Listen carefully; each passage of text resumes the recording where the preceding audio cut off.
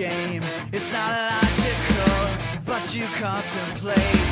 Are we? Am I?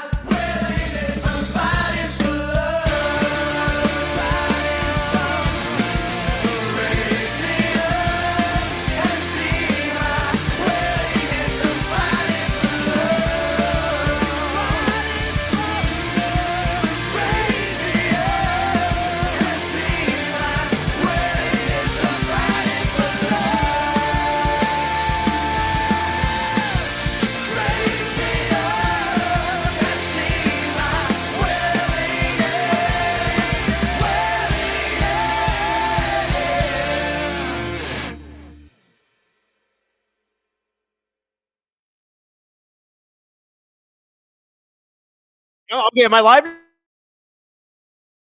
Actually, Maddie? Okay, all right, I'm live. Maddie before the show she said, "All right, 6 seconds." And then I said, "Or what?" She's like, "I'm gonna reach over there and punch you," even though she's downstairs. And then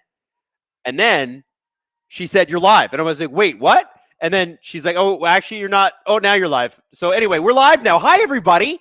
Welcome to a very important hockey game. Toronto, Detroit. I can't remember a more consequential January hockey game for the Toronto Maple Leafs, maybe since Matthews, Marner, and Nylander's rookie years. I'm not even kidding.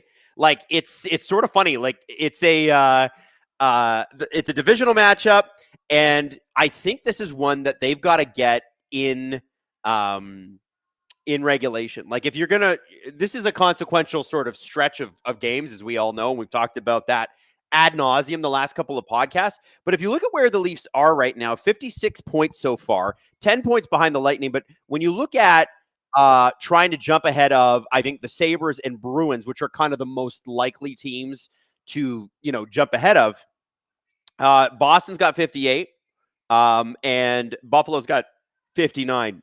You can't let any more of these division games get away from you. Detroit's already beaten you 3-0. 3 times out of 3 this season. So I guess their head-to-head record is 3-0. And I think, based on what we've seen most of the last 10 years, we watched the Leafs kind of sail to the playoffs. It was already wrapped up and in the bag by January. Oh, they're going to play Boston. Oh, they're going to play Tampa. What's the point in even watching? April's the only thing that matters. Well, we got to get to April. I mean, we'll get to April. We got to get to late April. And Steve Dangle is here, by the way. Audio and video not syncing, Maddie. Do you know why? Oh, look, it's everybody's favorite guy, Steve Dangle. Everybody, yeah, there it is. Hey, yeah, he's touching my shoulders. Oh, you can give that a little pinch if you want. You can. Oh yeah. Where are you watching tonight? Where are you watching? Where's Maddie watching? Maddie's watching downstairs. She's in her office. That's where she does the thing. That's you're gonna watch. Yeah. All right. Well, maybe Steve will join us from time to time, especially if it's a great game, right, Steve? You'll be up here happy. Wow! And there's Patrick Kane, probably going to break a record tonight. Or did he already break the Medano record? He broke it, right? Anyway. He said he's going to get hurt first shift. Lawton line out there for numero uno. And Scott Lawton loses the face-off draw, but that's okay. That's all right. Andrew Kopp, Alex DeBrincat, Patrick Kane out for the first line for the Detroit Red Wings. Sider and Evanson on the defense. By the way, Evanson was a big problem for the Leafs. Big problem for the Toronto Maple Leafs last time they played. Detroit's really owned the Leaf show. And I know Detroit fans are letting me hear it. Hey, are we still out of sync? Are we working on the sync? Is the sync? Are we sunk? How are we doing, Maddie? Is the sync syncing? She's working on it right now. So we're working on it. Just be patient, everybody. Not a great giveaway there by Jake McCabe already to start the game. And he drop it into the chat. Chat, are we ready to cook? I sure hope so. Francois LaBelle, who's dropped like 40 super chats already. Francois, we love you. Give me a sec, buddy. I'm going to get to you. And you too, Ryu. Just give me a sec. Oh, we're sunk up now? We sunk? We sunk. Mary Walt says, Adam, don't mess with the Mad Dog. She will hurt you. Oh, Matthews. Oh, I thought that was... Damn, I thought he caught the Detroit goalie there. All right, so Francois LaBelle. Just jacked about fighting for love, which we love. As a Habs fan, I'm glad you're here, Hayden. Yeah, Hayden's not here. It's Mad Dog. Working Man 22 says, let's go Red Wings. Ryu says, will you allow the monkey paw to curl? Have the Red Wings win the game handily so you can destroy Vegas on Friday? No. We have to win both games. None of this, hey, I'll lose to win later. That doesn't exist anymore. Francois LaBelle dropping 5 chips. Let's go, baby. Don't forget, VIP episode out tomorrow morning. Is it tomorrow morning? No, it's Friday morning. What am I saying? Friday morning. Oh, it was Hayden in the chat? Yeah, you know what, Hayden? Apparently some people's streams are still lagging there, Mad Dog. Just letting you know. Gibson is 6-0-0 in his last 6. That is just pain. That's pain. But I mean, it does give us a great opportunity to beat that record, to wreck it. Not let him get to lucky number 7. Emo Jalapeno, another Sportsnet regional blackout while in the GTA. Francois LaBelle says Hayden was in the chat at the time. Well, you know what? Hayden needs to go away. What's Hayden's deal? What's your deal, bruh? What's your deal?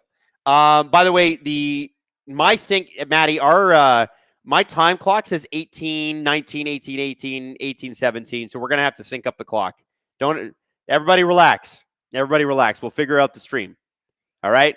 Don't worry about the time clock. Maddie, you can take the time off the clock right now. I'm almost at 18 minutes exactly. Felicia says, my copy of Black Aces was delivered this week, which I think was a mistake because it's supposed to come out on the 3rd of Feb. It's so good. Yeah, my copy of Black Aces, booked by Julian McKenzie, is in my office, actually, downstairs. I'll bring it up during intermission. Simon Benoit with the puck. Passes it up. Leafs not getting a whole lot going, early going, and neither are the Red Wings.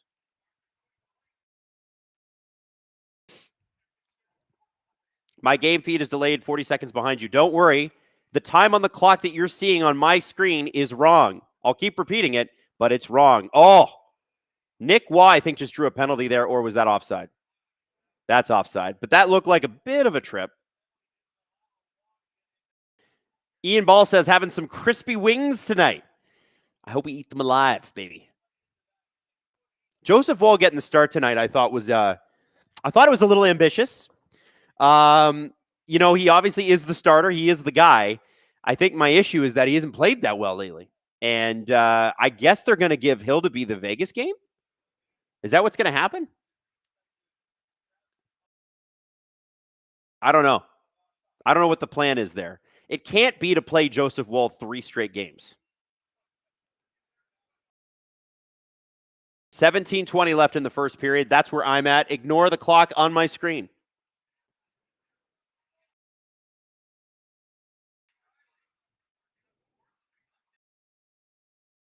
Bernard Docker keeps the puck in. Carlo rung around. Matthews to the point. DeBrincat keeps it in. Goes off of Carlo's midsection. Matthews breaks it out. Riley. This is the first kind of offensive. I mean, the Leafs had a couple shots early, but they weren't great. Do not worry about the time clock. All right, we will reset that. McMahon with a great shot. Riley with a muffin, and of course that is grabbed. But hey, a couple shots by the Leafs there. We don't hate it. We don't hate it. Katie says technology just a struggle, bussing all over the place. Hey, Adam. I guess so. You know, sometimes it works, sometimes it doesn't. Maddie said we're going to fix the sync over the first intermission. Does that mean like the game clock? Is that what we're talking about?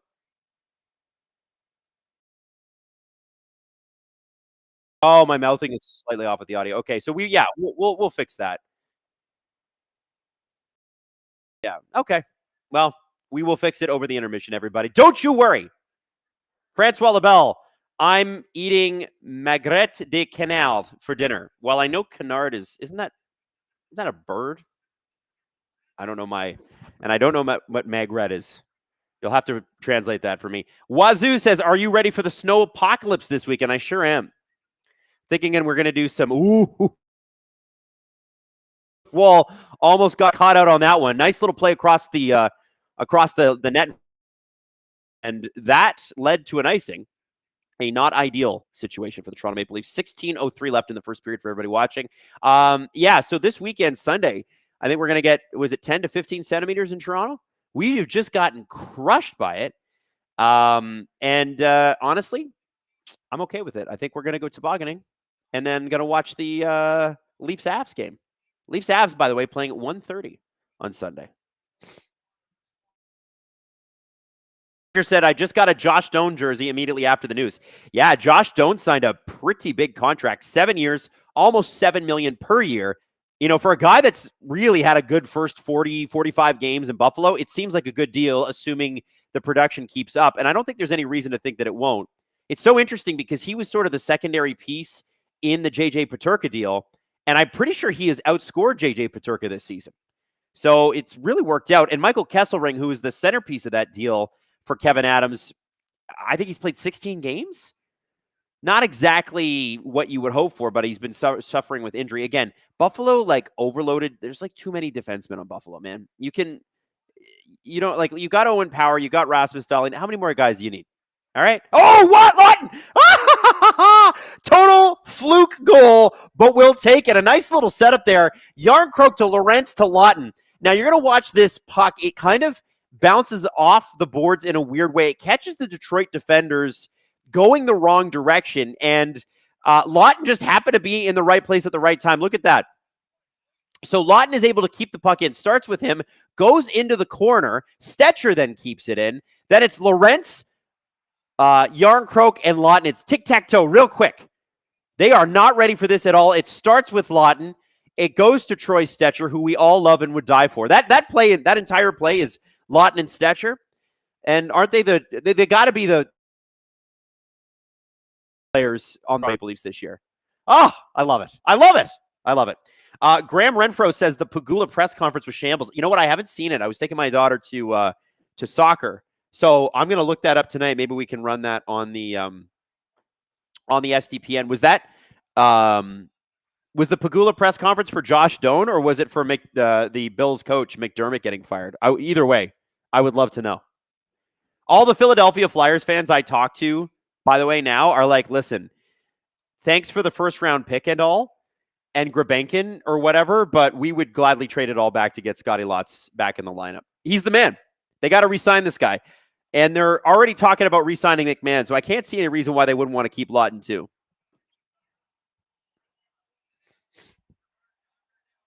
So it was a historically bad press conference about the Bills coach. Well, listen, it might be worth having a look at that press conference just to see if there's anything we can deduce there from the Sabres. Francois Lebel, go Leafs go, and I have no ulterior motives. For anybody that doesn't know, Francois joins us all the time, but he is a die-hard Habs fan, and he is praying for the Detroit Red Wings downfall. And probably the Leafs win, too. Easton Cowan with another, frankly, bad penalty on the offensive zone. He has now taken 3 offensive zone penalties in the last 4 games. This is completely unacceptable stuff. You're up 1-0 in a game you must win, and you make a play like that. Like, honestly, at a certain point, hey, Maddie, can you tell Steve to grab my sushi? It's at the front door. Thank you very much. Thank you so much. I didn't get a chance to eat dinner. Yeah. Cowan's got to stop doing this crap.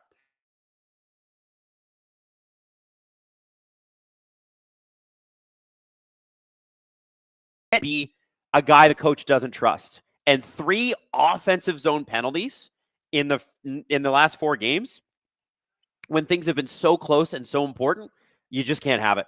Detroit's also been, dominant against the Leafs this year, so any momentum swing in their favor is bad. Part of being a rookie, but, Hayden says, why is Drew here? Is Drew here? Where's Drew? Where is producer Drew? Oh, he just he was dropping a super chat. If it wasn't for Alan Pagula, would F the Bills up too. Yeah. Yeah. Oh, big save. Joseph Wall. Okay, listen. By the way, Steve, did you see the Easton Cowan penalty?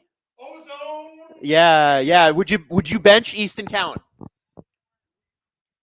We're getting there, bud. We're getting there. Probably not. Like, I still I like his heart. Yeah.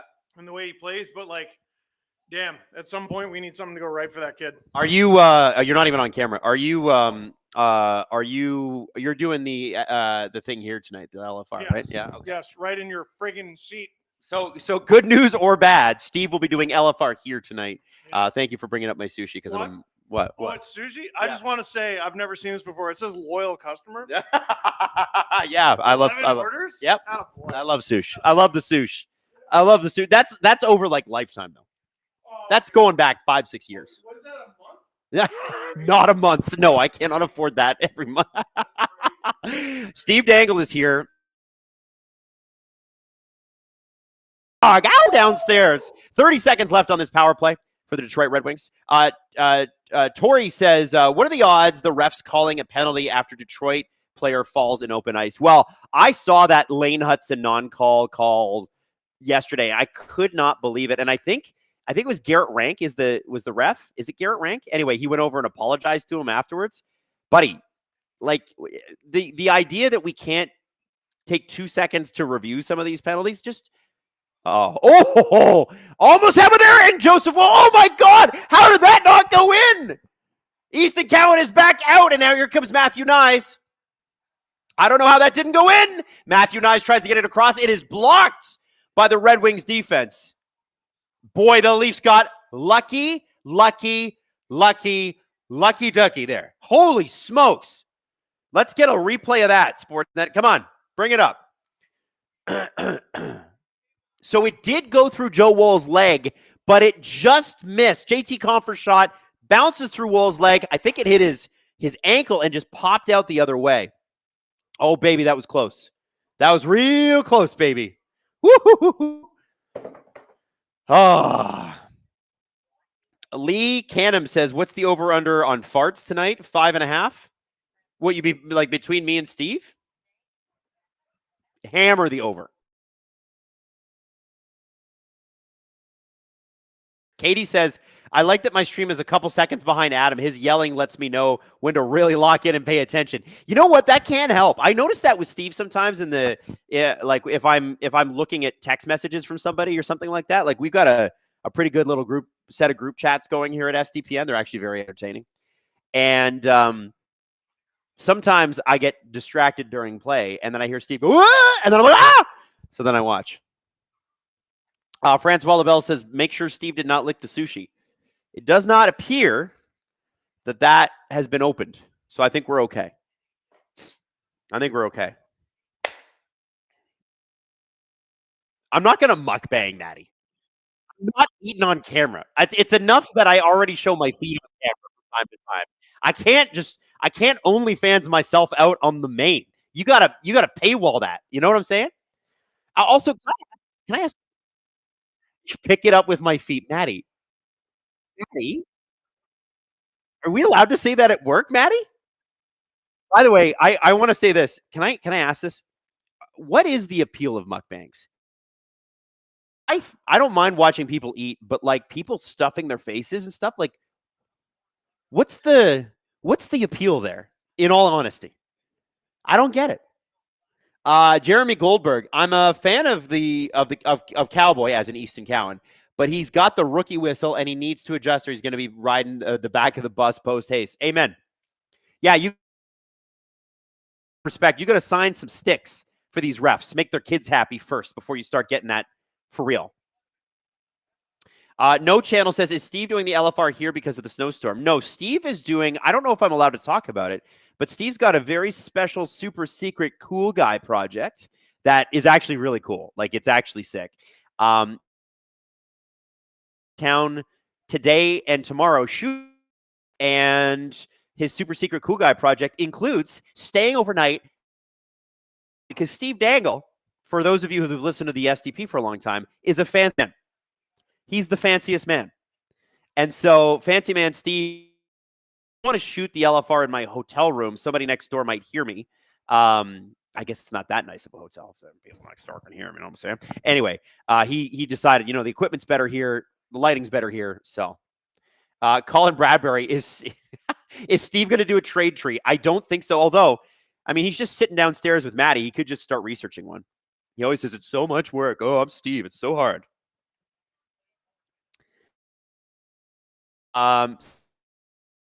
Says mukbangs originally were people eating normally, not a circus stunt.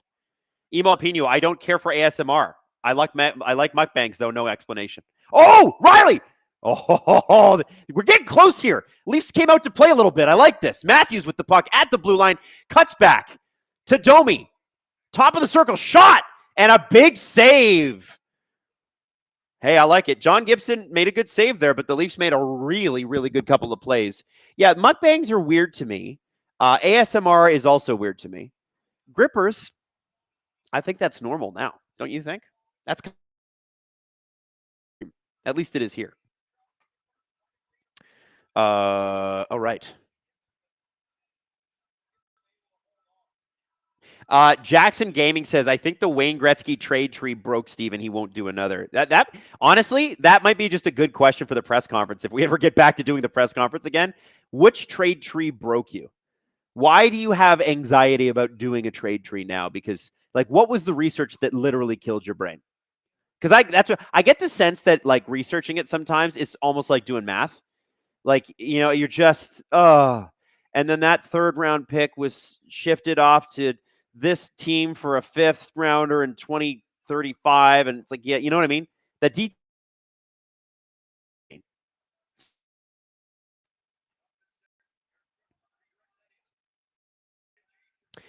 Too Many Sodium says, I don't like listening to eating noises. It's like nails on a chalkboard to me. I think that's like a condition.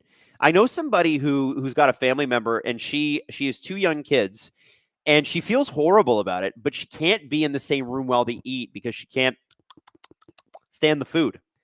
So her husband has to take over. It's like a thing that's like she hates it. Oh, here we go, Robertson. Oh, and he just missed the net. Some good offensive plays here. This Robertson Cowan line, assuming they can stay out of the box. Cowan with a shot. They've been really good. You can see why Craig Berube is like, I'm never breaking these people up. It's so think about last year's third line. Last year's third line was Domi, McMahon, Robertson. And they were fun sometimes, but they were a heart attack on defense. I think it's kind of cool to see that this line is actually really good on the defensive side of the puck and creates really great offensive zone opportunities, especially against lower in the lineup competition. Like, they're very, very good. What I think the Leafs really need is to get William Nylander back and get that second line going, because it really is not. It's a little dead in the water at the moment. You can see Michelli trying. You can see Tavares trying. Nyes trying. There's just that elite sniper William Nylander not playing, and that kind of hurts you, right? Too Many Sodium says, where was this team Monday? I think they were coming off a pretty tough road trip. I'm not excusing it. Like, they even said puck play is their big thing now. They said we didn't, take care of the puck or, good puck play or whatever when you don't have the step, but they did not have the energy. They got the energy tonight, though. You get the sense of a pulse, and they're pretty pumped to be getting in this game and winning this game. Robar says, first it was grippers, next it is licking a popsicle. It is not, actually. I won't be doing that either. Oh, McCabe falls! Oh, and what a block by Brandon Carlo! Man, the Leafs have been lucky a couple of times in their own zone. Patrick Kane had a beauty open net. Well, no idea where it was. DeBrincat with a shot, and neither goes in. Brandon Carlo, Joseph All owes you a steak dinner.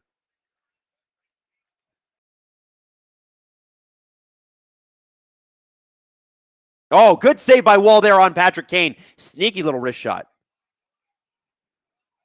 Leafs unable to get anything going in their, to get the puck out, get it out of their zone. This first line for Detroit, just like in the last time they played, is just kind of eating them up. OEL has apparently gone to the room. Great, cool, exciting. Benoit dumps the puck in. Claire Montonian, why do you think Glenn Hall played for the Islanders? I don't know. Sometimes you make a mistake. Have you ever made one? Happened to me once.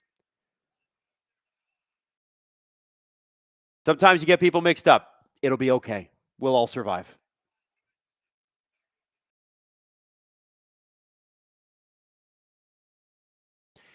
I like the prayer circle started. The OEL, please be okay prayer circle. I know. All we need now is another defensive injury. By the way, I saw today that Berube was talking about the fact that Chris Tanev still hasn't made a decision on his groin. He wants to play, but surgery is probably required. And if he has surgery, he's done for the year. And, while I love and respect Chris Tanev so much, to me, it's like, buddy, you've had 2 weeks to make this decision.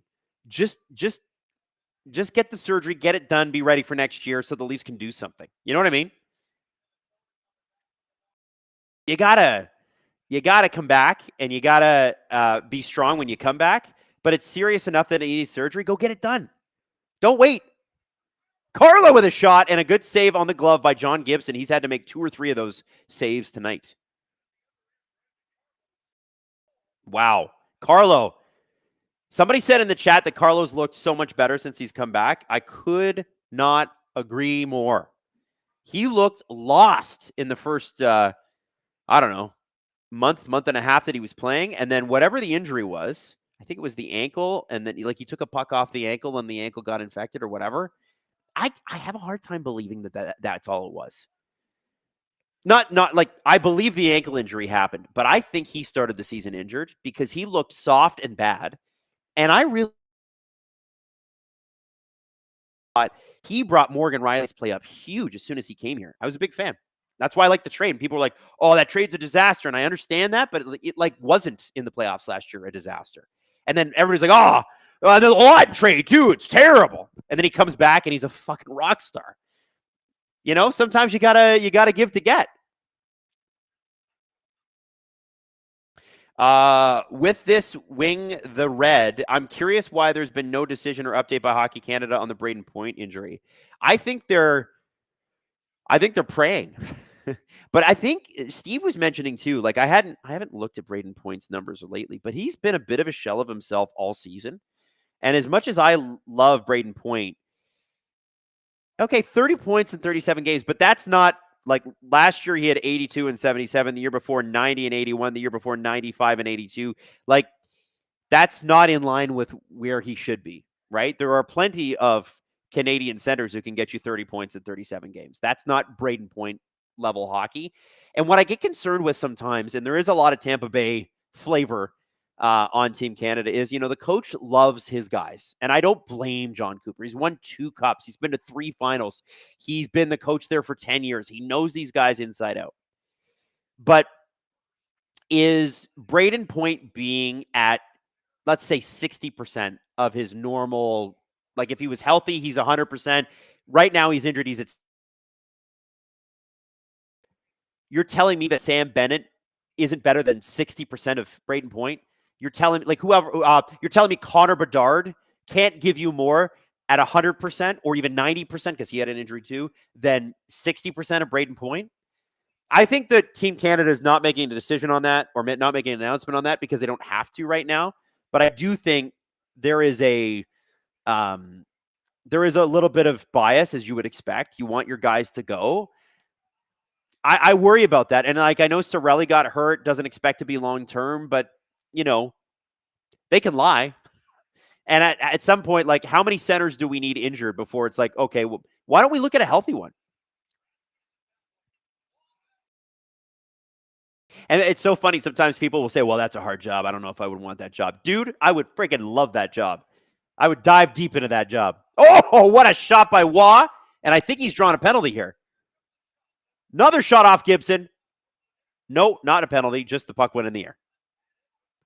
Francois Lebel, they shouldn't be playing Benoit. They should make sure he doesn't get hurt before the trade for Hamilton, 1-for-1. Yep, you guys heard it here first. Dougie Hamilton for Simon Benoit. Salary 50% retained by New Jersey for the next 3 years. 1-for-1. Trade is 1-for-1.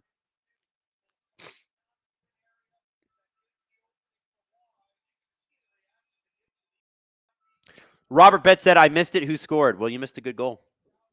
You missed a good goal. Maybe I won't tell you who scored. Maybe I'll just keep it a secret. Maybe I'll just keep it between me, myself, and I. I mean, do I really need to tell? Nah, I'm just kidding. It's Scott Lawton. I want to scream that from the rooftops. I love that man.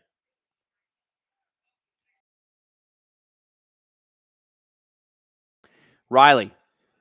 Puck into McMahon, and Austin Matthews is offside. Cody says, Adam, who's the trade target you hope the Leafs grab before the deadline? Well, okay. So I'll just tell you straight up. I am assuming the injuries don't keep piling up. Like, if Oliver Ekman-Larsson is injured tonight, I just don't know what to say about this season. But assuming OEL's healthy and Tanev isn't coming back, I would be fine with them just staying where they're at. I really worry about what the Leafs have to give. And I don't think they're going to trade Ben Danford, because I think they really like him. I also think he's the kind of guy that that could become the next sort of Chris Tanev. Maybe he's not exactly Chris Tanev, but you've got Chris Tanev here for 4 more seasons after this one. He signed a 6-year deal. Even if he's not playing, he can, like, player coach, right? And you can mentor that guy. He could become really valuable for you in the future. You're not trading Easton Cowan. He's been really good. You don't have your 2 first-round picks. To me, it's always been about, like, let's not do this right now. Like, let's just see what this team has. I don't know if they've come on lately. They've looked good since December the 23rd. We all know that. We all have seen the numbers. However, you go and you add, like, a Luke Shen, and it costs you nothing, I'm fine with that. Like, Winnipeg is desperate to get Luke Shen's money off the books. Take him. Take him. Sure. Maybe it costs you, I don't know, a 5th or a 6th or whatever it costs. Whatever. I'm not worried about 5th or 6th round pick ever plays a game. Good for you. And the way Winnipeg drafts, not likely. Oh, they're going to show this Oliver Ekman-Larsson injury. So he just kind of twists awkwardly. It's not really apparent what it even could be. He is not on the bench. What I did say on the last podcast is, if you're going to swing, like if you're going to take a real swing, then swing big. Go get a Dougie Hamilton. Get a I don't know who else is available. Like you also have to see like who decides they're out of it before the playoffs start. Leafs are offside again. You kind of have to see. I think there's a penalty here. Am I wrong? Domi was tripped. It doesn't matter. Anyway, like if you're going to swing big. Get a piece that is going to be with you for at least a few years. But if you're going to do that, you're going to have to trade off the roster. So, like, who are you willing to lose? That's a tough one, too. So, I don't know. To me, I don't know. I don't know what they could do. I'm on team stand pat or get, like, Luke Shen. But if they went out and they got a piece where you're like, okay, it's Matthews, it's Tavares, and it's this defenseman who's a right shot guy, quarterbacks a power play, has a big shot and great vision. I don't know how you get that. Then I'm all in for it. And people in the chat are asking about Riley. It's like, well, okay, but he's got a no trade clause. He's not moving in season, and he hasn't had a particularly great year. He's been good on the offensive side of the puck. Defensively, he's been bad. So who's taking a $7.5 million locked in deal, no move clause? And people are like, I see that in the chat too. Like why not trade Calle Yarncroke and get what? You're better off keeping him. What are you trading him for? Like, man, we'll get a conditional 7th. He's better off playing for you. Keep the way the injury bug has bit the Leafs too. What have they used? 12 defensemen this year. They've probably used 13 or 14 forwards at least. So why wouldn't you keep Calle Yarncroke? At least you can trust that when he's on the ice, he's already got an assist. Defensive things are going to be okay. You can trust him there. You can kill some penalties. Like, you don't just trade guys to have a clean roster. You trade guys because they're going to make your team better. Nothing Calle Yarncroke is going to bring you at this point in his career will make you better now, unless it's like a money move as a part of a bigger deal. CMAC says they only have 4 assets, or B6 and B6 has been good. B6. Who is B6? Andrew Doucette, trade war for Toronto right now is suicide. I don't even know what that means. Yarncroke for Dougie Hamilton? I'm in. Let's do it. Call Tom Fitzgerald. Get that man on the phone. Get me pictures of Spider-Man.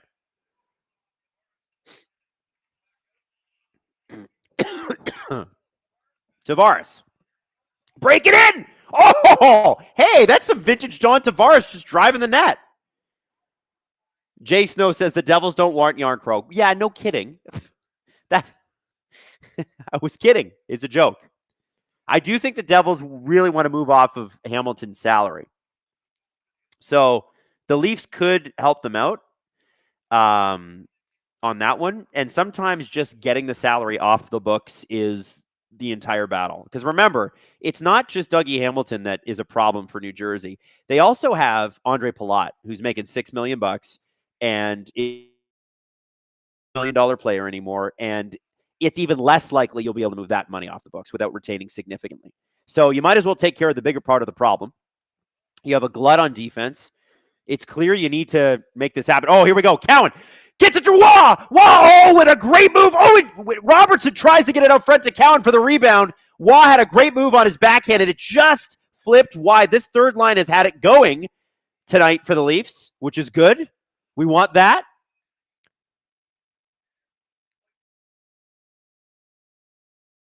Andrew says, trade war meaning injury bug killed them. Very few assets on the market. Price climbs as we wait for the trade deadline. Yeah, that's fair. I mean, again, like the Leafs have played really well without adding at the trade deadline. What if they simply stood pat and had faith in their team? Like, here's the thing. When you add at the trade deadline too, if you're the Leafs, you're not adding because you think this year's your Stanley Cup year. If that worked out, great. But nobody's looking at the Leafs this year going, yeah, they're right up there with Colorado and Dallas as Stanley Cup favorites. No chance. So if you're making a move at this deadline, it's because you're grabbing somebody that you think can be with you long-term. And like if it's a major move. And so like, I just don't see that in the market. And I think that's more of like a summertime thing. I do think there's going to be a bit of a facelift on this team in the summer. They got to get younger on defense. I think McCabe, unless Carlo's moved, I think McCabe, Carlo, Tanev, OEL will all be back. Stetcher too. But they're going to have to figure some of that stuff out too, 138 left in the first, by the way. We are still watching the game. Francois LaBelle says you should go for Kotkaniemi. A member of RDS called him Beliveau, like when he was drafted. And he was drafted just ahead of Brady Tkachuk. Yeah, I never got the Kotkaniemi hype at all when he was a rookie or whatever. Like, I get loving your prospect, but I'm like, he's a smallish center who doesn't really score, plays okay defensively, and that's kind of what he's turned into. Not everybody turns out the way you think.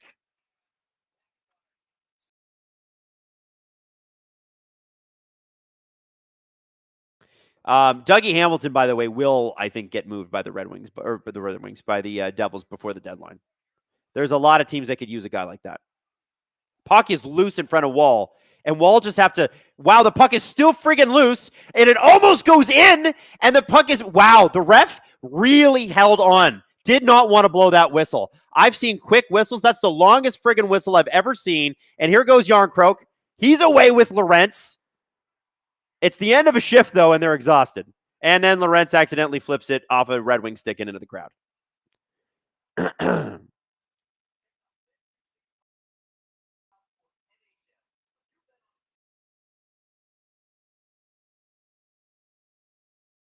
Blue Sky 9940. Why do we want Hamilton? He's another Riley. He is absolutely not another Riley. He's, I think they're roughly the same age. He is a much better defenseman. And defensively, he's not great, but he's a lot better defensively than Riley is. He's a bigger body, and he's offensively better. Not maybe this year, but it's been a bit of a messy year in New Jersey. By the way, have you guys watched any Devils games lately? We're going to have to start, at some point, we're going to have the Jack Hughes conversation. He's not healthy, man. That hand is still not okay. I want to know what the hell happened. Matthews wins the faceoff draw. Or no, it's kind of just sitting there. Out come the Red Wings. 3-on-2. McCabe. Reset by the Rings, and they score. Oh, my God. That is some terrible defensive coverage. And a dagger last-minute goal. 17 seconds left in the period. I don't know what happened. Why when Matthews was tied up in the faceoff circle, no Leaf comes in to help him? Like, watch when they show this replay. Look at this. Okay, they didn't show the like, nobody can to get the puck that is in Matthews' skates. The centermen are tied up. One of the wingers needs to get in there. And you just fucking blew your lead right before the period ends. Not good, guys. This is what we talk about. When they talk about, you'll hear Berube talk about it, win or lose after the game. Puck play. When we talk about puck play, that's what we're talking about. Take care of it. It's the end of the period. Come on, guys. C-Mac says, I was saying they only have the assets to go get spares like Shen or a bottom six, and their bottom six has been good. Get Shen for a late pick. Yeah, I mean, like, I guess Shen is like, injury insurance. Beyond that, I don't see it. I think sometimes your team is just, it's good, but I don't know if the Leafs are good enough to make the playoffs this year. I think if they had played normally for the first 30 games, we're not having this discussion. But this is not a year that you can rightly say, "Oh, we got to go for it. We got to make it happen." So, Silent Rob says Jack Hughes and Mercer take one-timers and warm-ups. Jack's first game back, he wouldn't take a one-timer. He can't shoot. One day that story's going to come out, guys. One day we are going to find out what the hell happened there. That Jack Hughes is like, he misses 8 weeks because of something that happens at a bar, and he's playing and he's still all bandaged up. I think, listen, your hand's full of ligaments and small bones and all that sort of stuff. Pretty easy to mess that up. He might need a summer to fix it, but he doesn't have one right now.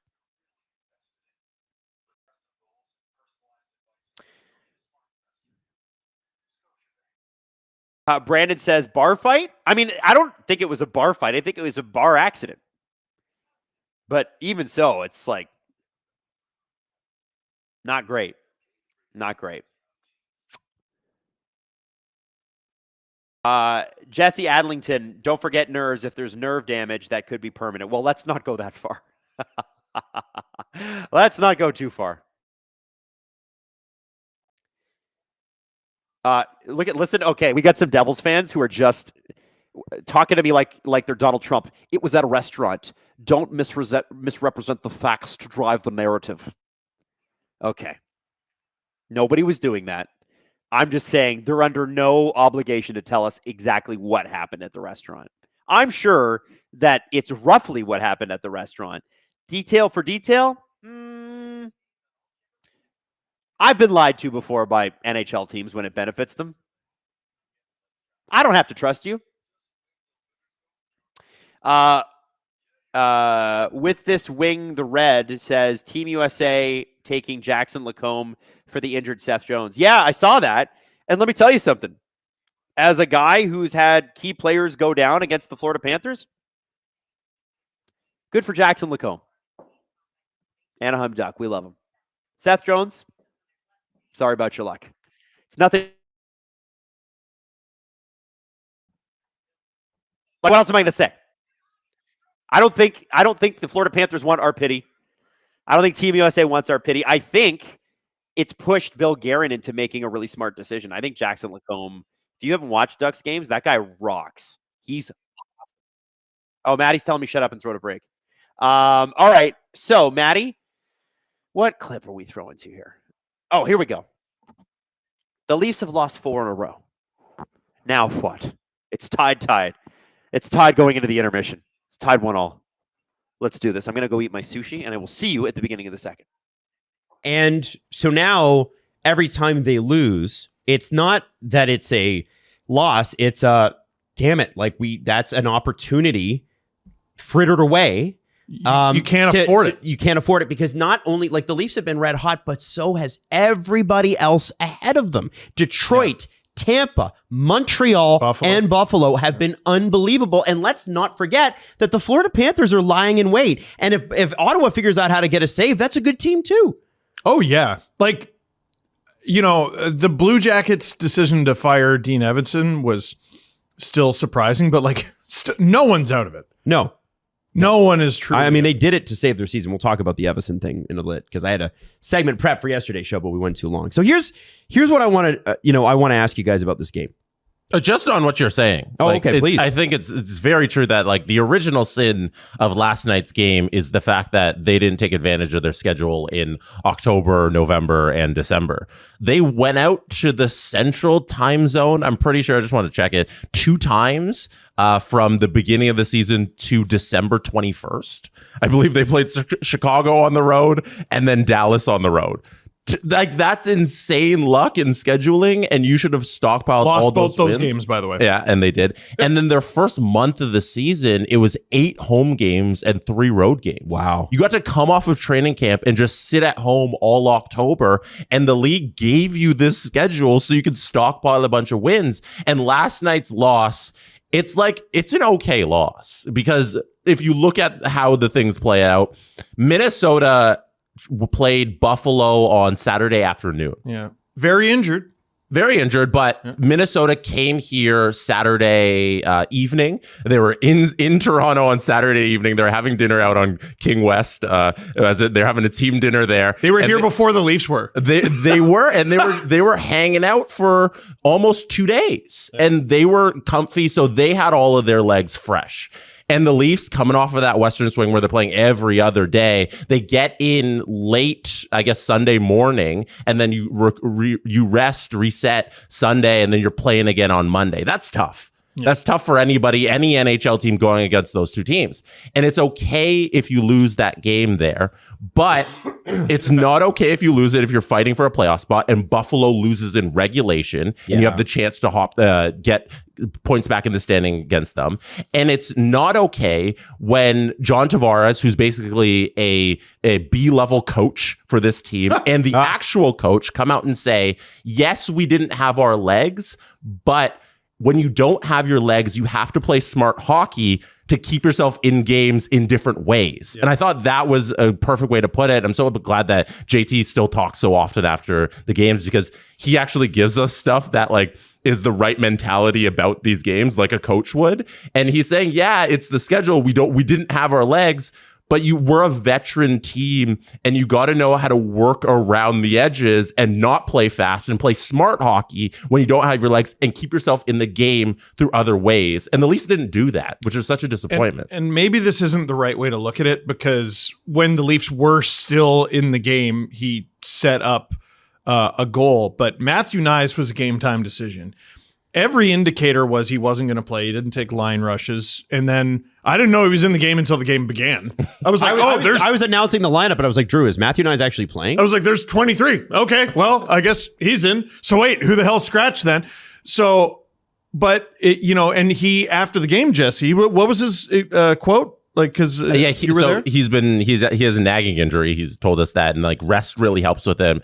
Rest really helps with it, and he said he hasn't been like 100% in quite a while. Right, and now you ended up playing that game. You got caved, which was a waste of a game. It was a complete waste of a game, and now you got Detroit on Wednesday, which is arguably an even more important game. That's a must win. And they all said the same thing. We got a big game on Wednesday, and it's rare that you hear them talk ahead in the schedule. Usually we're so focused in that post game on that one game, but they were saying, we got a big divisional matchup coming up on Wednesday. Like, get your rest when you can. Like, I think hindsight is obviously 2020, but that was very narrow-minded, because you lose to Minnesota, even if you beat them, okay? Detroit is extremely important. Vegas is going to be emotional. Then you have Colorado Sunday afternoon, so that's, you barely really get the Saturday off. Buffalo is an extremely important game. When's that?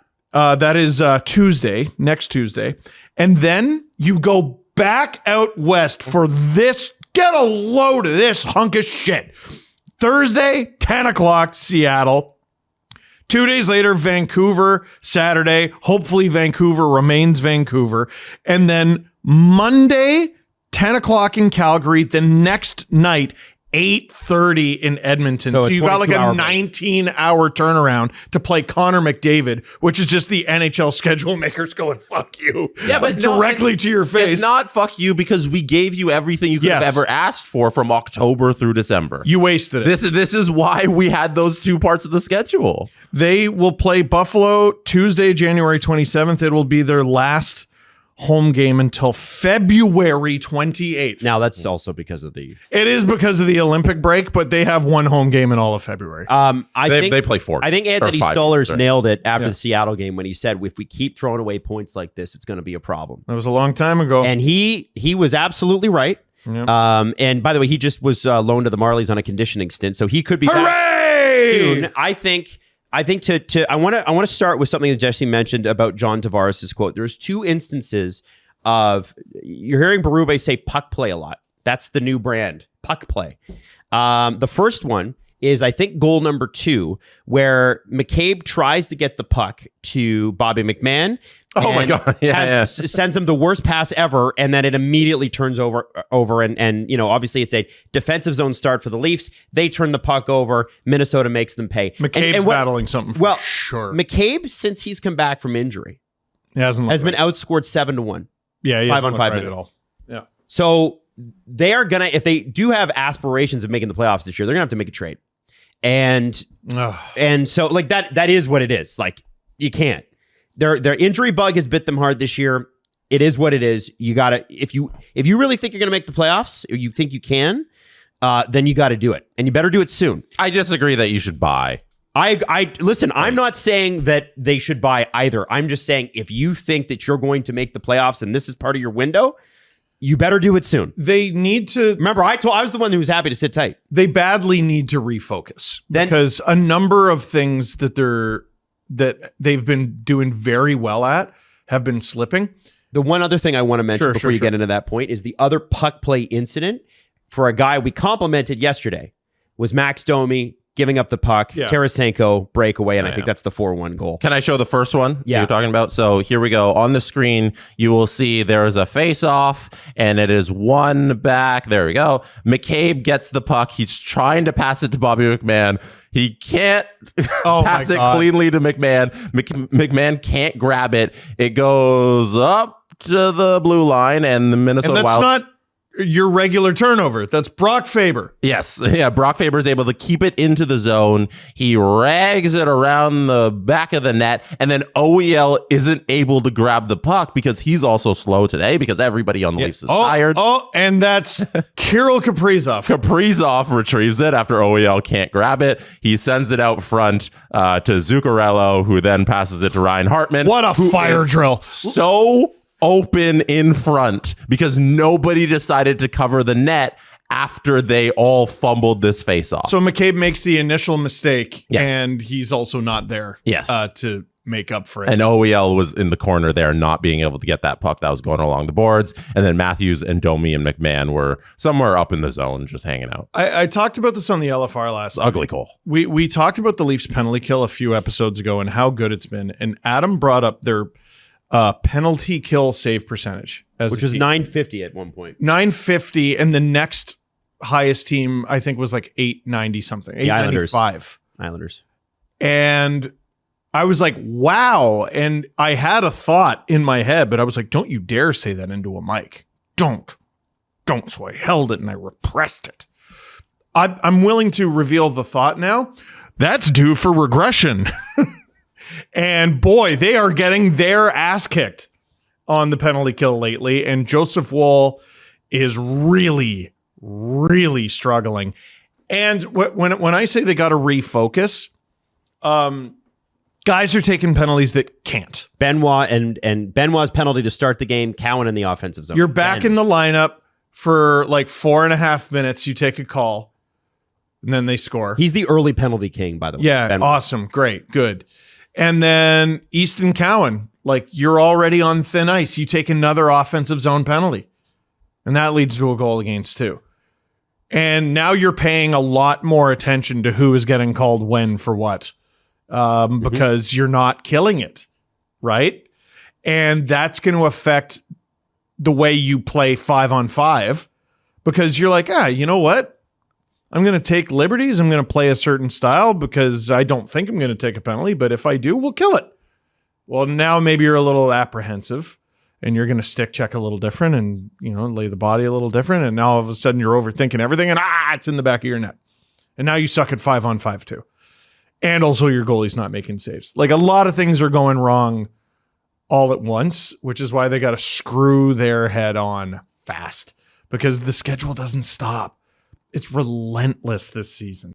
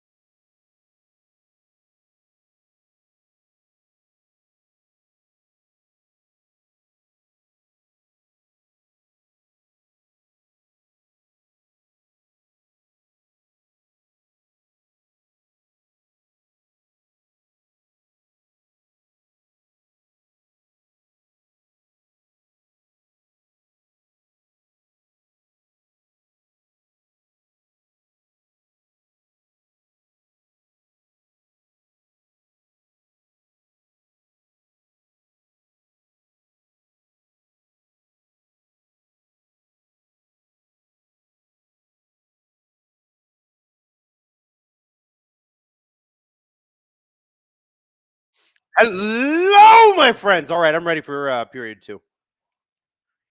I don't know why I've got energy tonight, but I got energy. I also just had an Oreo. Oreos they're pretty sick. Not gonna lie. I don't know if you've ever had one. Did Maddie fix the sink? She was upstairs. She was downstairs. She was calling Jesse, who's at the Leaf game tonight, reporting for SDPN. Do we get it fixed? How's my mouth looking? Can you hear what I'm saying? Is it good? Are we in? Anybody? Can I get some can we get some feedback in the chat? All right, also, Francois Labelle. They were eating at Roadhouse. I don't know who you're talking to, Francois Labelle. Also, SLS 98, Adam. Your top 3 Leafs jerseys all time, like my personal, the ones I own. Well, let me have a look at this. Top 3 Leafs jerseys all time. Okay. All right. I got it. So, I've got a Nylander signed jersey, but the number is 29. I have a Matthews signed jersey. The number is 34. And I have a Doug Gilmour signed jersey.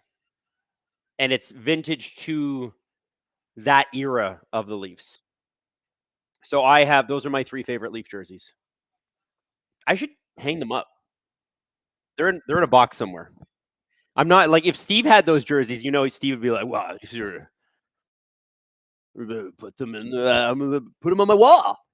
I'm not like that as much. I probably should. Yeah. Anyway, Randy's ride. I'm sure Randy's ride rocks. Hey, Adam and SDPN crew, can we get a Ric Flair? Woo! How about that? Francois Labelle, I'm having Haagen-Dazs ice cream, key lime pie flavor. See, if it's not chocolate, it's not worth having. But brother, you do you. Like, what do we? Robert Betts said, "Did you have like a spicy? Put my nose out."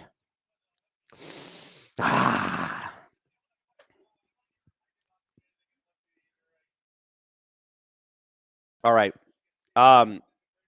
Is OEL on the bench? Do we know that yet? Period's about to get started here. Oh, I guess I'm now, Maddie. I guess I'm glitching out now. Mr. a robot, apparently. All right, here we go. Lawton and Kopp starting the period, and Lawton wins the faceoff draw, and the ref. See, here's the thing: if the ref drops the puck, like drop the puck, dude. If you drop the puck, then the puck is dropped. It's in play. You don't get to call it back. So dumb. I hate that. Drowsy Dan says Nick Barden is saying OEL is not on the bench yet. Damn it. Damn it. Are we going to get a break in the injury department ever? Or is this just our lot in life? Our Scott lot in life. DeBrincat to Kopp. Leafs fourth line is out there looking after this first line. I think they're trying to get those line matches in to free up some space for the Nick Waugh line and the Austin Matthews line. Maybe even the Tavares line. They haven't been scoring a lot lately, but Cody 6969 says, how about 5 SDPN memberships in your mouth? There it is. Thank you, Cody. You rock, brother. Francois Labelle says Adam went robot in the echo chamber. Well, sometimes it happens. Alex, the Oilers fan, said that was a Gene Principe-esque pun there, Adam. Well, I do what I can. I can't measure up to Gene, but I can always try. OEL's out of the game? Okay, Leafs PR saying that OEL will not return tonight. Lower body injury. Super cool, man. Excellent. Excellent. We're excited. Oh, my God. Maybe they do need to make a move. Like, this is a season where it's like, well, you can't have anything nice. Unbelievable. It's been a crazy season for injuries. I don't know how to look up man games and injuries and that sort of thing, but I have a feeling the Leafs have got to be among the top teams in man games lost to injury at this point, right? Right? Narf Schnarf says, Don't need to worry about who's going to be on power play 1 now. That's true. It has to be Morgan Riley. We don't have a choice. Hand pass, play call dead. Man, that's frustrating. Carmine says OEL and Nylander will be ready for Team Sweden. You bet your boots they were. They will absolutely be ready. Begging the Leafs to just grit this one out and win a game.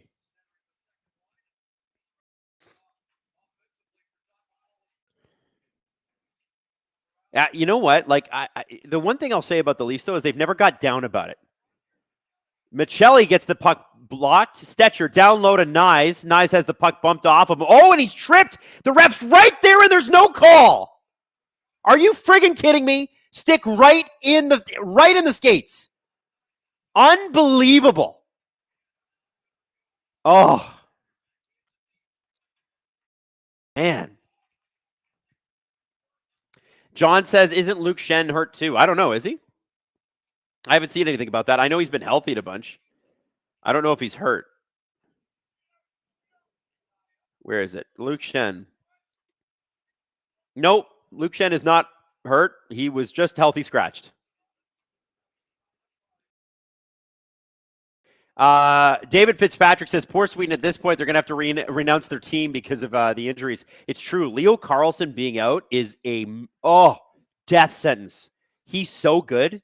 That's another Anaheim Duck where if you're not watching those games, man, you're missing out. He's pretty excellent. But actually, well, you're not missing out right now. Cowan, shot is blocked. Back come the Red Wings. Potential 4-on-1 here. Nick Waugh is able to get back, and then he turns the puck over immediately after a pretty damn good defensive play. Rasmussen brings it in, floats it in front. It goes by Wall, back out to the point. Soderblom and Waugh fighting for it. Two big boys. Soderblom's huge, man. Like, look at the size of this guy. He's a creative player.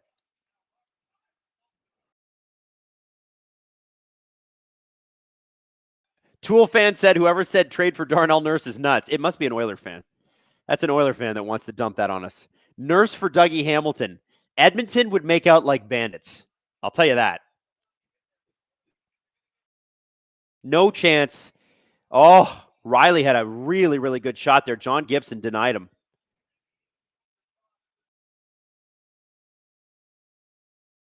I think Riley probably wanted that to go a little higher, too. You guys just saw that replay, right?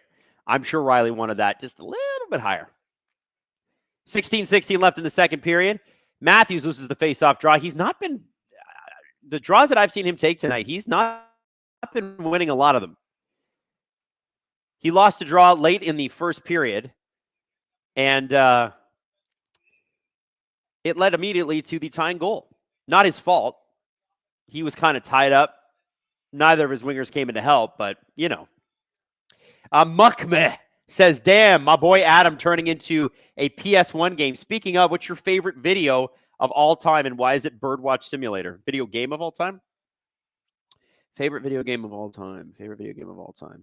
You know what? I'm going to go like Battlefield or Battlefront, the Star Wars game, the 2015 edition. The first one, not Battlefront 2, Battlefront. Favorite.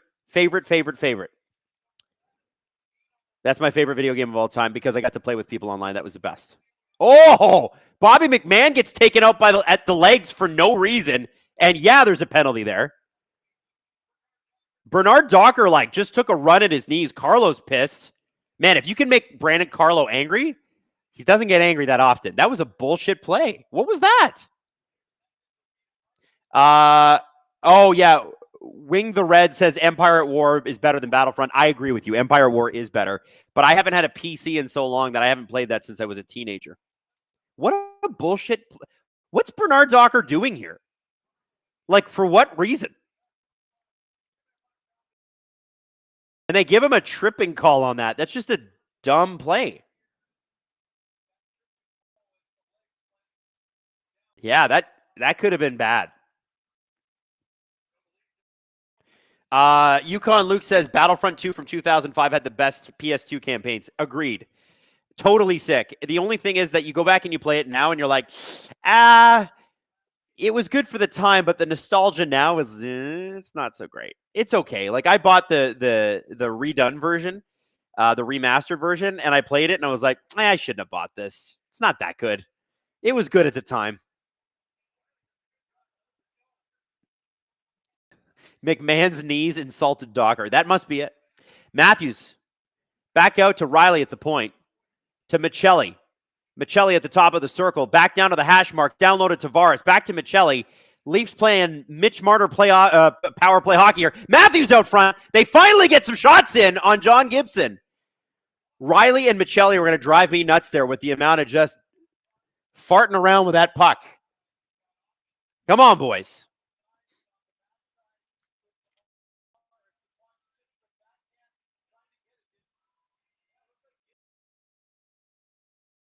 All right.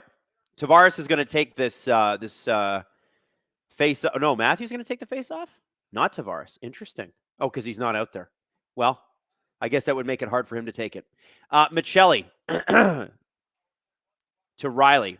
Riley cuts back, gives it to Michelli. About 1:20 left on this power play. Michelli gets it down low to Tavares. Oh, that is Tavares. Yeah, back out to Michelli. What am I saying? Why am I not seeing this properly? Michelli. Back to Riley. Please don't keep doing this, guys. Shot in by Riley. And that puck is blocked by a Detroit Red Wings defenseman. Great block. Riley to Matthews. Oh, Matthews had the stick up in the air, but the pass is off. Riley back to Michelli. To a defense to Detroit. Listen, Detroit's penalty kill is really good. Like, make no mistake, it's good. You got to figure it out. Matthews with a shot. Nice little setup from Matthew Nyes. Matthews down low to Tavares to Nyes. Nyes to Matthews. Leafs get control. Jake McCabe now out there instead of Morgan Riley. Michelli to Matthews. Back to McCabe and a save by Gibson and another save on Michelli by Gibson. 15 seconds to go. McCabe to Matthews. Matthews spins off his man. Michelli with it. Gets it to McCabe. McCabe had a shot and he didn't take it. Oh, Matthews flirts it into Tavares. Tavares is not able to tip it in, and Detroit clears. Power play over. Some good opportunities. John Gibson, who's been pretty damn good this season, turned the Leafs aside.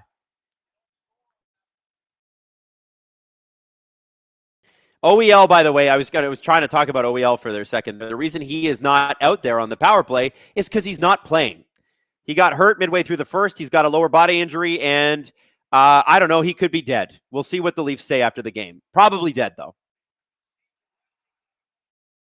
Yarncroke. To Lawton to Yarncroke. You know what? That's who they should play on the power play. It's these guys. Lawton, Yarncroke, and Lorentz. They're the only ones getting it done offensively. Sider hits Lorentz from behind. Bit of a dangerous play there, too. Rasmussen drops it. Shot. Saved by Joseph Wall. Lawton takes a hack at it. Detroit blocks that. Puck back out to the blue line and out to center. Leafs are going to try for a change here. Casper gets the puck around. Waugh receives. Leafs break out. Waugh dumps it deep. And he is chasing hard.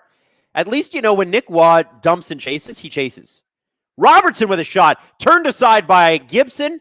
Back down low to Nick Waugh using that big body against the Detroit defense. He gets knocked over. Robertson throws a bit of a hit. Nick Waugh back on his feet, battling in behind that net. In the corner.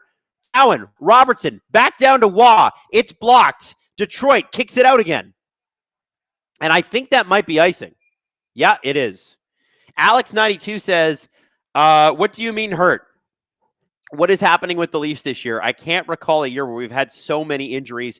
Is it just the compressed schedule? I mean, yeah, that's probably part of it. I think it's a combination of bad luck, compressed schedule, older team. Like, Chris Tanev is an interesting one because he got injured and it was his neck, we think. And like he got the concussion and then he comes back and a week later it's his neck. and on that Mitchkov hit from behind, it was accidental.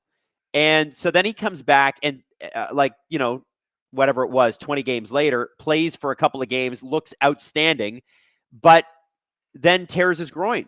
And that's what we think anyway. And you kind of look at it, I'm like, yo, buddy, it's like, I think for a guy like Chris Tanev, who's like, what, 35, 36, you can't come back and play the same way like your midseason form when you've missed that much time. And I think it's harder for veteran guys to know that, and it makes you more susceptible to injuries. So, yeah, the Leafs are a little bit old on the back end. All those guys are in their 30s, even Stetcher, who looks like a child. So you got to, that's part of it. I think compressed schedule is part of it. Bad luck's part of it. What are you going to do?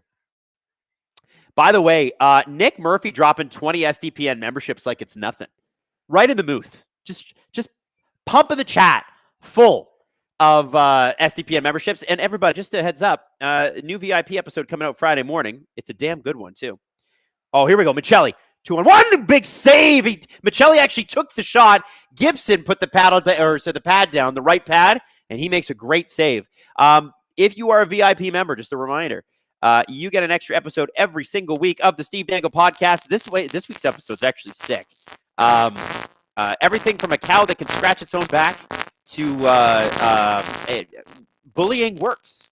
Bullying works. And in fact, Steve Dangle podcast bullying works. We'll give you a perfect example of that in this week's VIP. Also, if you want to watch all of our episodes without any ads ever again, sign up to be VIP ad-free. It's just a tier above. You can get that on Spotify, Apple Music, and YouTube, so whatever your preferred way is.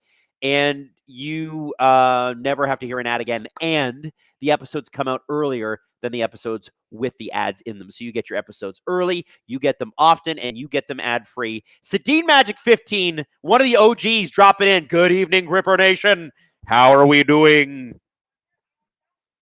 We're good. We're good. We're a little stressed for the Detroit game. It's not going as well as we would have hoped. Already lost Oliver Ekman-Larsson. But, we're doing what we can. Oh, Mike Schmidt dropping 20 SDPN memberships in the mouth. By the way, I know that my camera is doing what it's doing. Whatever reason, the Wi-Fi in here is just not great tonight.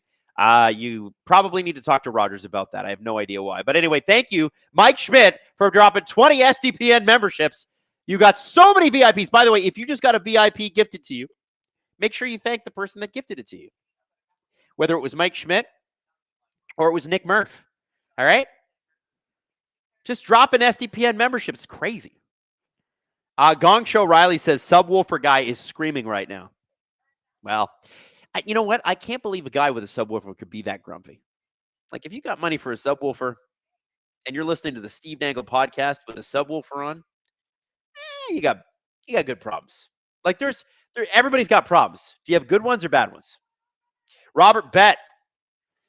Can we trade Gary Bettman for the OHL commissioner, Brian Crawford? He seems like a very good guy. Yeah, Brian Crawford rocked. You should watch that interview that we had with him from last week in Peterborough. Really, really smart person, really hard worker. I was just very, very impressed. A very nice man. Burps McGurps. Remember when you talked about the struggling goalie Andre Pavelec before he won like 15 in a row? That's the best Dangle curse example to me. I do. He was Pavelectric. Is JVR going to the box? I think he is. So JVR trips and brings down Michelli. Yeah, that's a penalty all day, every day. Wes Richard, Big Daddy Wes, dropping 5 SDPN memberships.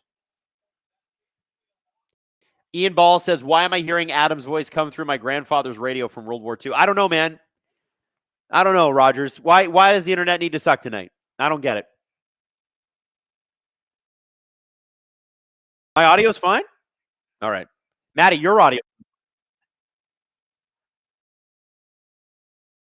Okay, well, people are saying, hey, SDPN, tell Adam his roboting mic is just a little bit possible mic issue. I don't know. Maddie, you're not hearing that, are you? Okay, Leafs on the power play. Let's get back to that. Riley, down low to Matthews. Matthews to Riley. Shot. Oh, and it's kind of blocked by Larkin, but it actually kind of fooled our good friend John Gibson. And by good friend, I mean arch nemesis. Matthews, top of the circle, tries to get the puck through. Dylan Larkin's stick kind of blocks it. Matthews is going to get a shot. Gibson. Wow, that was a vintage Matthews slap shot. Guys, he's doing it again. Matthews again with the puck. Oh, and he tries to find far side on John Gibson, and it just goes wide. Nick Murphy, how many more VIP subs to upgrade Adam's connection? We as Gripper Nation might need to step in here. I see what you did there, Nick. Step in. Gripper Nation. Step in. Cowan out front. Saved by Gibson. McCabe to Robertson. Robertson with a shot and a big save. Another one by John Gibson. We're having a pretty good goaltender performance here by Detroit, but Toronto is going to keep those opportunities coming. I don't know if you guys have been watching the shot counter. Toronto with 22 shots, and we've only just passed the halfway mark of this game. That's a good sign. They're getting their shots. They're getting their plays. Just keep it coming.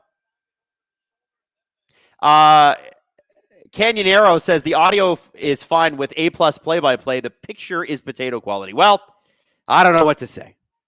It's a Rogers problem. We're doing our best here. Max Domi took a face-off. Like he's out there with McMahon and Cowan for the power play. You know, having Domi there, not the worst thing to take a face-off, as long as he doesn't have to play defense, which on the power play, ideally you don't. Robertson behind the net on a pass from Domi. Robertson holds the puck, gets it back to Domi.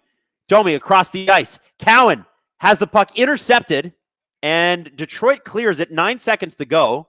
Leafs interrupt that clear. Both sides changing.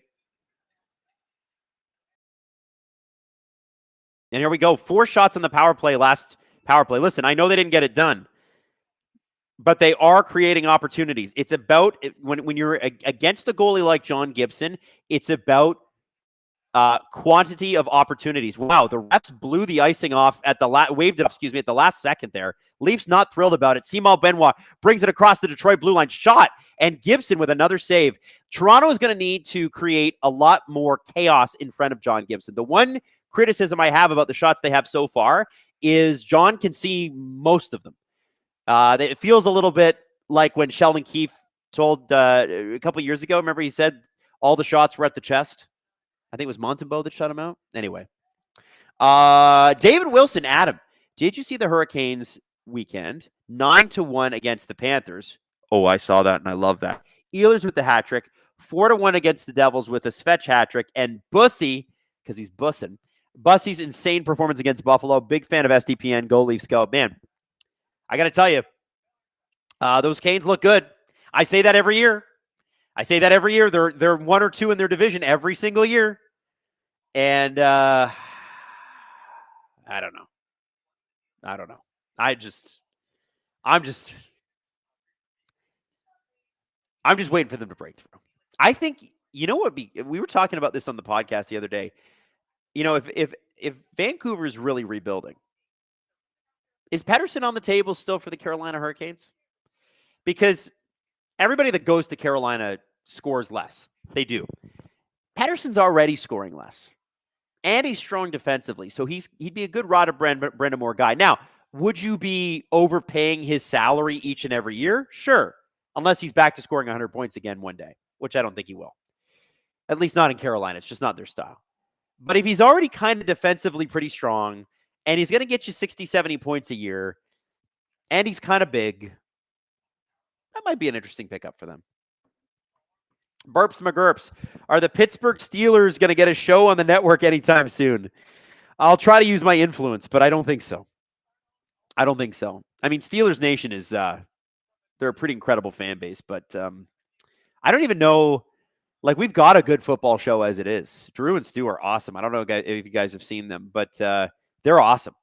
And they're funny and engaging and that sort of thing. I don't know if we were to launch another show, one day we will. I just don't know what it would be. By the way, on the back of John Gibson's mask, it says Pittsburgh. Maybe that's where he's from. I don't actually know.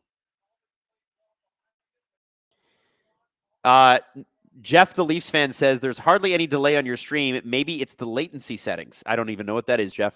That's why I'm a producer. Oh, Domi to McMahon. And Gibson is able to get a glove on that.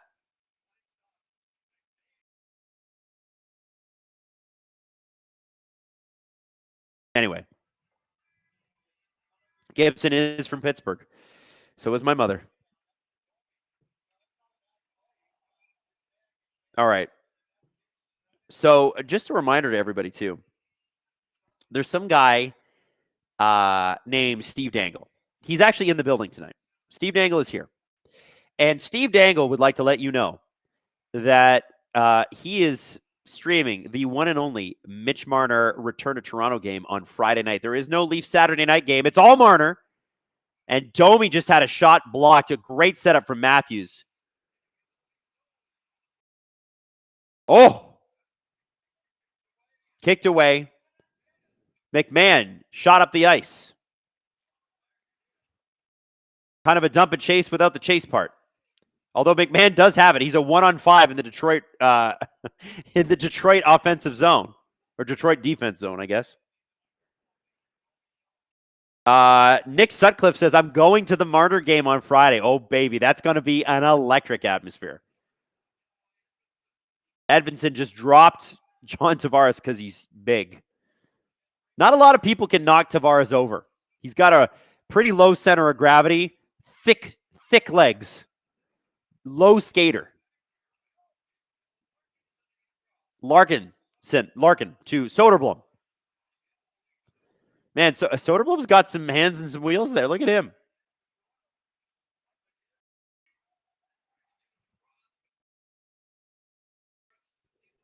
Nyes tried to hit Soderblom, and Soderblom just kind of rolled off him. He's so big. He's so friggin' big. Big save by Joseph Woll. Toronto has been all over Detroit in this second period. It helps that, they've had a couple power plays too. But with 6:18 left to go in the second, I don't think you can be upset with the way the Leafs have played. You're just kind of mad that John Gibson hasn't made a mistake yet.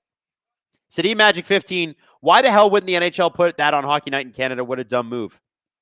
Yeah, when the schedule came out, we were like, dude, what is happening here? And we're like, okay, they can't be dumb enough to keep it on the Friday. Well, they haven't moved it. Francois LaBelle, Gibson is from Pittsburgh. Your mom is from Pittsburgh. Therefore, ipso facto, Gibson is your mom. You know what? John Gibson is my mom. Don't forget it. Setting Pelican with a shot. Stetcher does not know that his stick is broken. Drops the stick. Then Yarncroke gets him a stick. I don't even know if that's Stetcher's handedness. Johansson gets around Lawton. He's going to come in.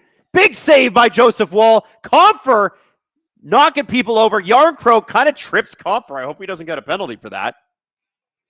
It doesn't look like he did.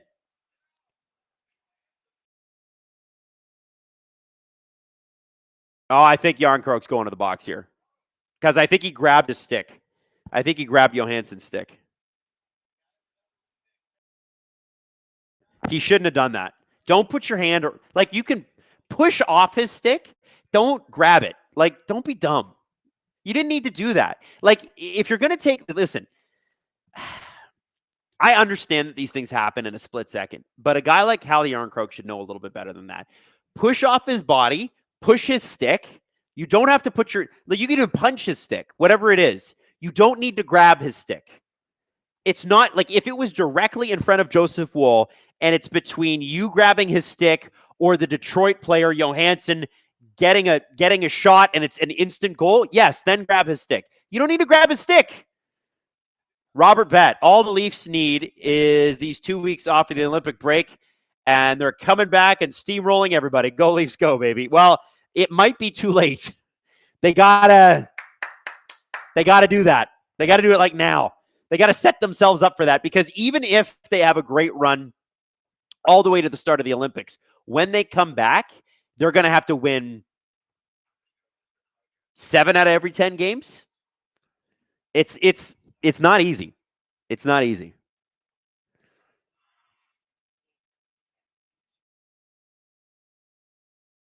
Graham Renfro, if the Canucks won't retain, then I don't see Carolina going for a Pettersson deal unless It's for a small return. I'd rather see them go get Robert Thomas.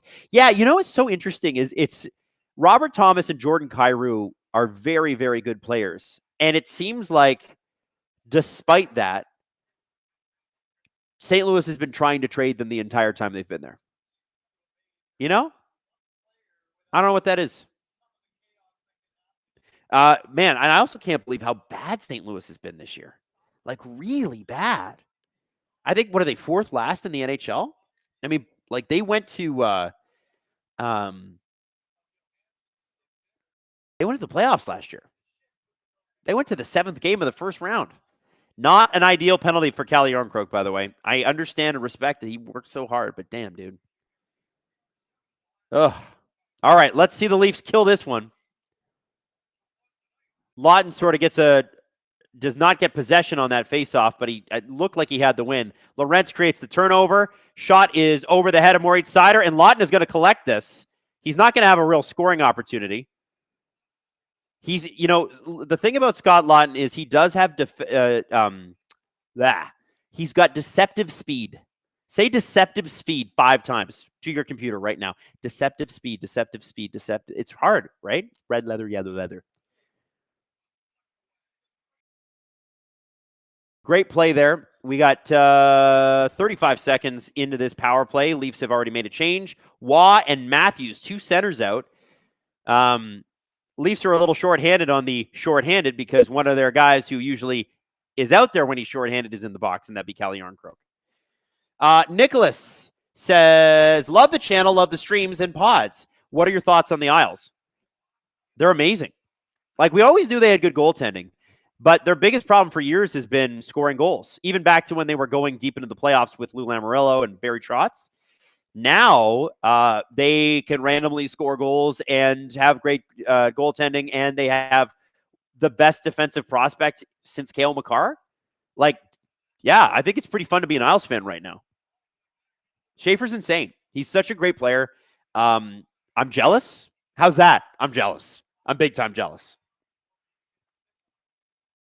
But Isles fans deserve it. Talk about a tragic franchise that has just been marred by bad ownership and bad arenas, and Isles fans are just hung in there. Here we go. Lawton's out there again. He makes a move. It looks like he's going to have a breakaway here. He's using that speed, and Scott Lawton draws a penalty, unless that's a penalty shot. It better not be. Scott Lawton, tell your mother, tell your father, tell your sister, tell your brother. Scott Lawton is a fucking rock star. Okay? Rock star. Rock star shit. This guy does everything right. So it's Edvidson that gets it, and I think it's just he's trying to lift Lawton's stick, and it kind of gets into the glove area. God, Scott mother effing Lawton. If he was signed beyond this season, I would get a jersey. But I'm afraid the Leafs are going to be dumb and not re-sign him. I'm not saying I have any insight on that. Bobby says he's just glazing Scott Lawton this whole stream. Buddy, I've been glazing Scott Lawton this whole year, and it is a penalty shot. Scotty Lots! Let's go! I would have preferred the penalty, but hey, whatever. Scott Lawton, John Gibson. Oh, and Lawton loses the handle at the last minute. I hate penalty shots. Can I just tell you? I hate penalty shots. Ugh. Penalty shots suck, dude. Even if he scored, I would have been like, he got lucky there. This is not his bag, baby. It's not his bag.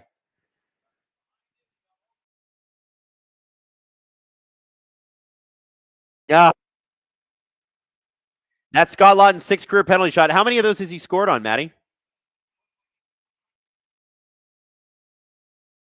Okay. All right. Honestly, to me, it should have been a penalty, but what do I know? I hate penalty shots. You know what? Maybe I'll talk about that a little bit with Steve and Jesse. What do we even have them for?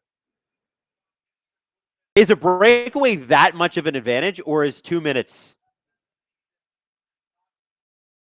Like, is 2 minutes bad? Like, it's a penalty. A penalty is a penalty. Why are we making the differentiation? It's stupid, right? It actually makes no sense. And they're so inconsistent with calling it, you never know when it's going to get called. Anyway, Yeah. You know what? Jeff made a good point. Where was the clapper, Scotty? You know what? He did score on a sick clap bomb earlier this year on a breakaway. That's what he should have done. Sedin Magic 15, what if you could choose who takes the penalty shot? Even then, screw it. I think you should be able to decline the penalty shot and take the penalty. PC27 says, Adam, do you hate penalty shots? I'm indifferent. Oh, here we go, Matthews. Potential breakaway over to Nyes. Oh, Nyes gets interrupted. Oh, my God. Ah! Good defensive play by Detroit there, as much as I hate to say it. Oh. Why does Detroit have to be good now?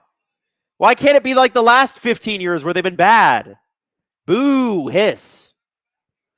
What do you mean the Yzer plan works?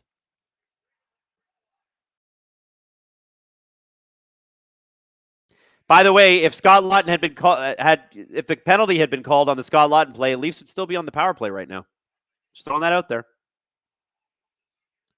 JJ says Laughton sucks. You know what, JJ? You suck.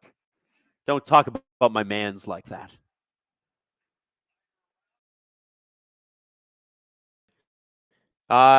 Canyon Arrow says, my neighbors are wondering who's screaming in English in the middle of the night. What language do they speak? What language do you speak normally? Leafs are off. Oh, no, it's a glove pass. Easton Cowan. The Zamboni driver says the Leafs are getting Yzer scammed. Yeah, that's actually a good LFR title. But let's hope it's we Yzer scammed them, as in we win. That's what I want it to be. Again, I don't know what's wrong with our video tonight. For anybody that's just tuning in, for whatever reason, it just sucks.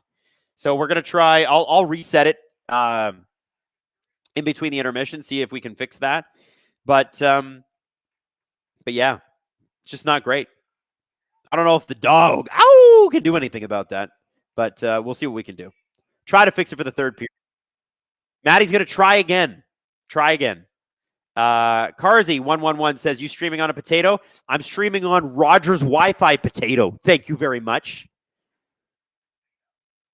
Daniel Hamilton says it's probably the weather. Is it? Maddie, is it snowing outside still? Looking. Yeah, it might be. It's gentle. It's gentle snow. It shouldn't be enough. Shouldn't be enough to wreck this. Alex92 says, a little gift to help you closer to your lot in Jersey. Alex, I appreciate you. Thank you so much. But you should have given that $5 to the Leafs for the Extend Scotty Laughton Fund. Don't you think?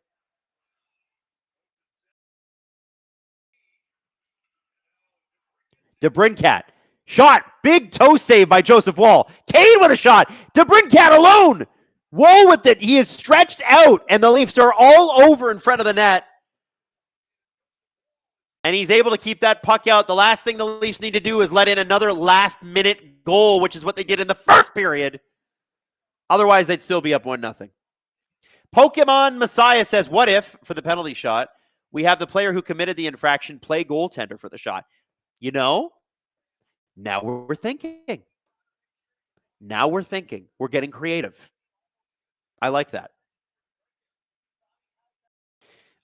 Sean Anderson says, if you're streaming, you should not be on Wi-Fi. Well, this is the only time it's been an issue. I don't know. Justin Drake says, Adam just got his McDonald's Wi-Fi connection. Listen, we like to save money here at SDPN. Leaf Olpstad. Yeah, last week I was able to interview Grav. Oh, Grav. Had a lot of great discussions about hockey and baseball. Grav is super generous and recorded the interview for me, and shout out to him for that. We love Grav. Grav's a good dude. Really, really good dude. Really like what he's built for himself. I know Drew and Steve and Grav worked together at Sportsnet for a time. I like that comment. Toronto Maple Laughtons. Agreed. Heart and soul guy, this dude. He rocks. Oh, there he is. He's out there again. Laughton. Look at him. Look at him. Look at Scott Laughton being Scott Laughton. Just watch the man. I haven't liked a player like Scott Laughton like this much in a long time.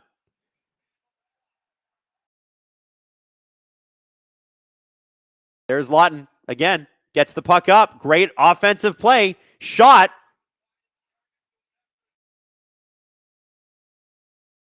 No, but why did Matthews change there?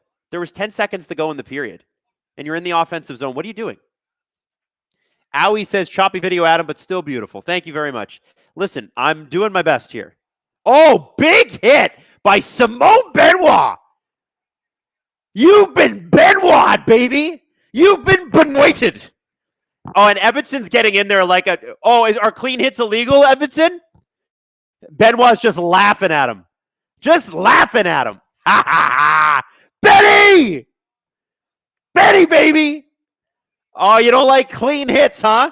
Oh, that's tough. That's tough. Too bad. What? Look at this hit on Raymond. Wham! Oh, that's McCabe. So that was McCabe. Where's the Benny hit? There we go. Benny hit.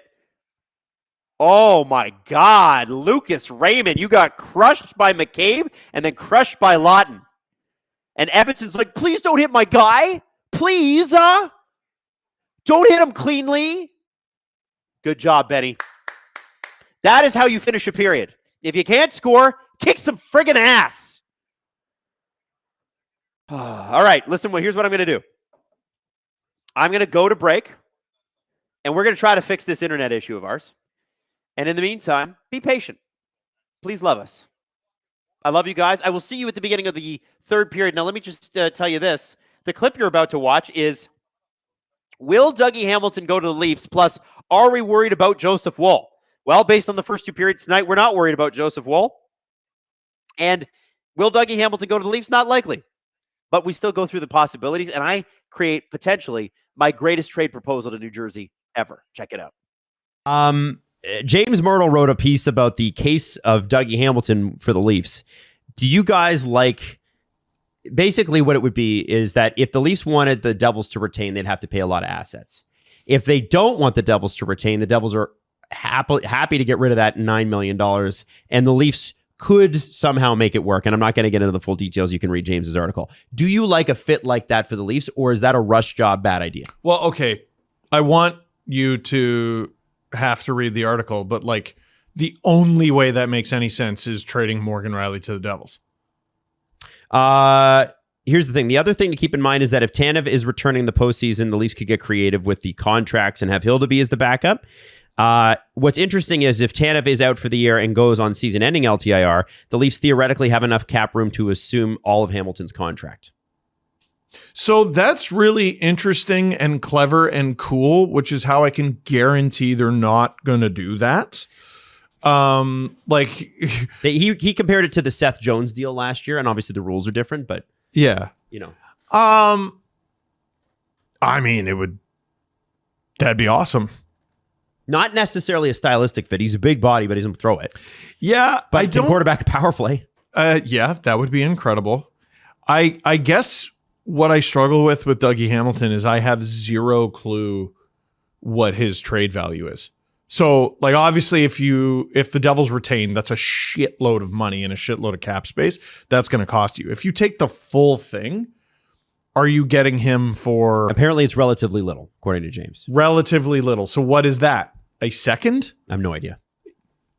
You know what I mean? I struggle with that one. Jesse, what do you think? If it's relatively little, would I like a good player? Yeah. You know what I mean? And the Leafs have a ton of cap flexibility going into next year, even if they absorb that deal. Yeah, I don't think it's just like, hey, you give them a second round pick and you get Dougie Hamilton. Like, I don't think it's that easy. If you're the Devils, don't you want something that helps you now? Exactly. This is a team in the Devils who are trying to save their own ass and make the playoffs, and they're not just giving away Dougie Hamilton to the Leafs for nothing. What if they were able to just free up the cap space and go out and do what they wanted to do? Because I think that's their major stumbling block. They're not going to move Palat. I'm talking about the Devils. The Devils thing is they need cap space, right? That's what they need. So if Toronto is not going to help them, and nobody should help them unless they're retaining by offloading that deal. You might be competing with them for a playoff spot. Yeah, but I think they're like, hey, we need cap space now because we got other things that we got to address. Right. And so if you could just get rid of this, that's worth the value. Remember, having the cap space is valuable.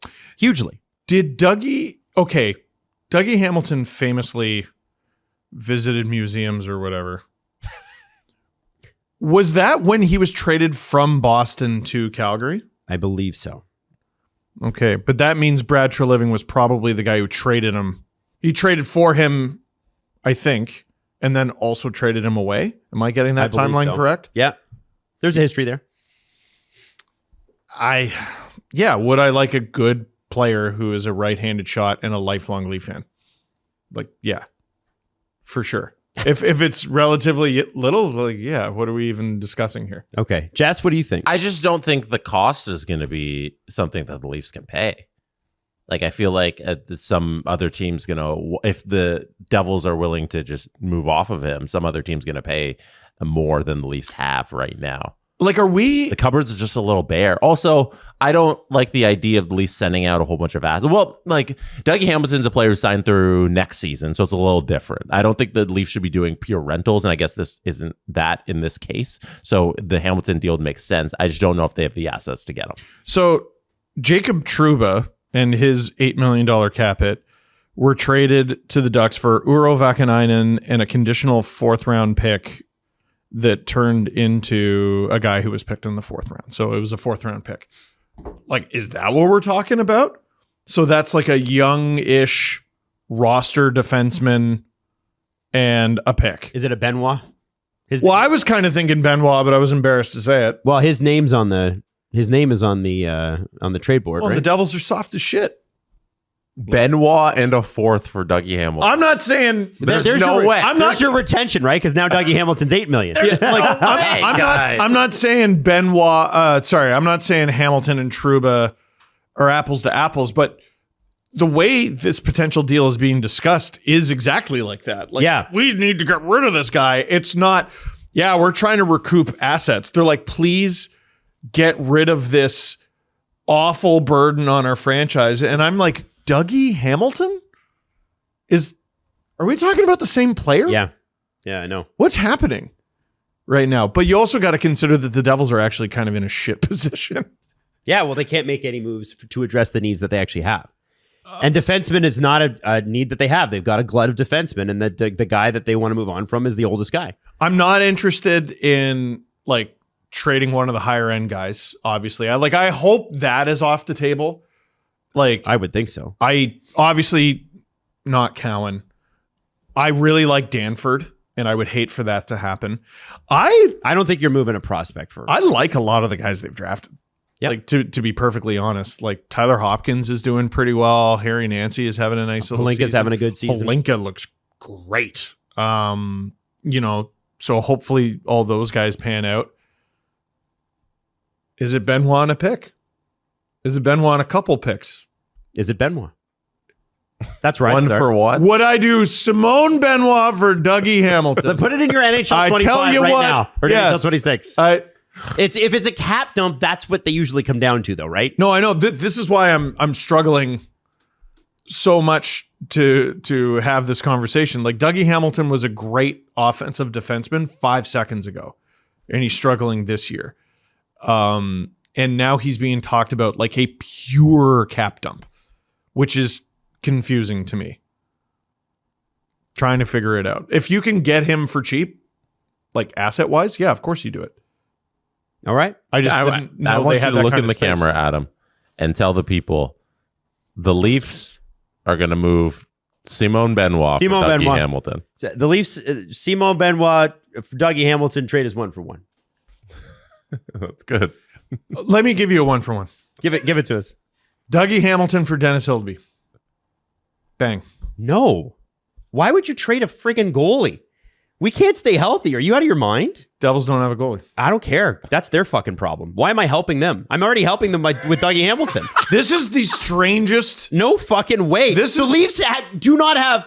Stollers and Woll have not been in the same lineup in the same day since April last year. I'm not saying I'd do it. No fucking way. No, so here's the problem with these trade conversations is you pitch something and you're like, well, no, this side says no. And now I'm swung the other way. And now you're going no. No. All right, so where do we go from here? I think we have it. Benoit for Dougie Hamilton. Simone Benoit. Straight up. I think Tom Fitzgerald's going to turn down that Simone Benoit deal. Then enjoy still not getting Quinn Hughes, Tom Fitzgerald. That's out the window. We have the Devils who are desperately trying to do something and cannot. Yep. And the Leafs who are always in on everything and will not do anything. Mm-hmm. If these two teams are paired together, it might be a frustrating little while here. Might be a frustrating 6 weeks. Yeah, I think you're right. I got some concerns in net. Joseph Wall in 5 periods allowed 10 goals. That's dating back to Vegas. Actually, I guess if you want to count the overtime period, it's technically 6 periods, but let's just call it 5. 6 goals against Vegas, 5 in the first 2 periods against Minnesota. I think there was 4 goals in the first 16 shots, which are Levi Marilainen numbers. I'm serious. I don't think you give Joseph Woll the start against Vegas. Man, the tip for the third one, it's a tip, but it's a floater. Is that the handcuff one where he and I'm like, down? Oh my God, we need a save. And then there's the breakaway to Tarasenko for number 4. And it's a breakaway. He didn't have a chance. Like, he didn't have a chance. And I just don't feel the same way about him this week that I did last. Where, like, is he perhaps tired? Which is... Figure it out. Because we were having the same conversation about Dennis Hildeby too. Right? So Stolarz is going through this conditioning stint. That's great. Hooray. Ideally, you get him back before the end of this homestand. Maybe he plays the final game against Buffalo. Ideally, he comes with you on the Western trip. There's no guarantee any of that happens. You have to find a way. You have to. So my question is: do you give Dennis Hildeby the start against Detroit? Do you give Joseph Woll another crack at Vegas?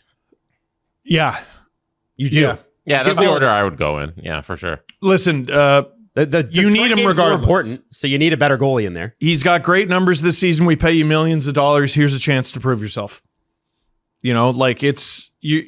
You don't establish you establish yourself in many ways, and that's over the course of the season, over large sample size.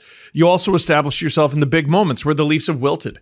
So we're going to give Dennis Detroit, which is what they were probably going to do anyway. You have X amount of days to ice bath, read a book, whatever the hell you need to do. I don't care. And now it's your chance to have a mulligan for what was probably your worst game of the season.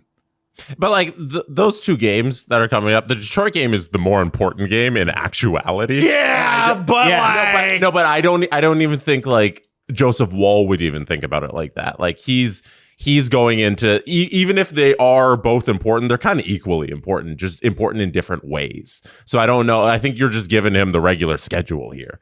Yes, I agree with it's that. It's not like we're saving him for the bigger game. Like both are equally important in different ways. Yeah. Well, and how about this for the Leafs? Detroit has kicked your ass. All year they've kicked your ass. You have not beaten them. Maybe get up for that. Vegas, you choked. They humbled you. Maybe get up for that. Like whatever. Like I'm trying to give them something to latch onto. They're not listening to this, so I don't know if you're going to will the Leafs into playing better through this medium. No, but we just talked about how the Jets gave them bulletin board material, and they've made the Jets wear it for 3 or 4 years now, right? So that's a team that beat you, rubbed your nose in it. Like, aren't you angry that Detroit's beaten you 3 times this year? Aren't you angry that you blew it against Vegas? Like, screw me, dude. Who gives a shit about me? Have a pulse. Yeah, have some pride. We talked in the Vegas game about like you're a star, Marner's a star. You go head to head. Who comes out on top? Wasn't you. And how do you feel about that? Okay, great. What are you going to do about that? That's what I want to see. They're tired. We have seen that. I know they're tired. I know they're tired. Are tiring too, man. And I'm here to tell you no one fucking cares. Least of which the NHL schedule. Right. The NHL schedule doesn't care. You need to bank these points, leave it all out there, and then here's the good news. Most of you have a month to recover. Yes, and help might likely be on the way by next week because Stolarz is with the Marlies, and they have a 3 games in 3 nights sort of thing. So he might play 2 of those. Might even if he just plays 1. I mean, Woll only played the 1 game. when he came back, I think. So and he let in like 5 goals anyway. It depends how the first game goes, I think. Yeah. I mean, but if you're going back on that road trip that Jesse was mentioning, was it Jesse was mentioning the road trip that they've got next week? No, back Steve out was west? reading the schedule. You can cycle 3 goalies through that and deploy a fresh goalie every damn time. Bring 3 goalies on the road trip, and then maybe you can send Hill to be down after that. Well, definitely send Hill to be down on account of let's get him playing games through the All-Star break. Yeah. I don't know. It just seems like the smart break, thing to do. Olympic break, sorry.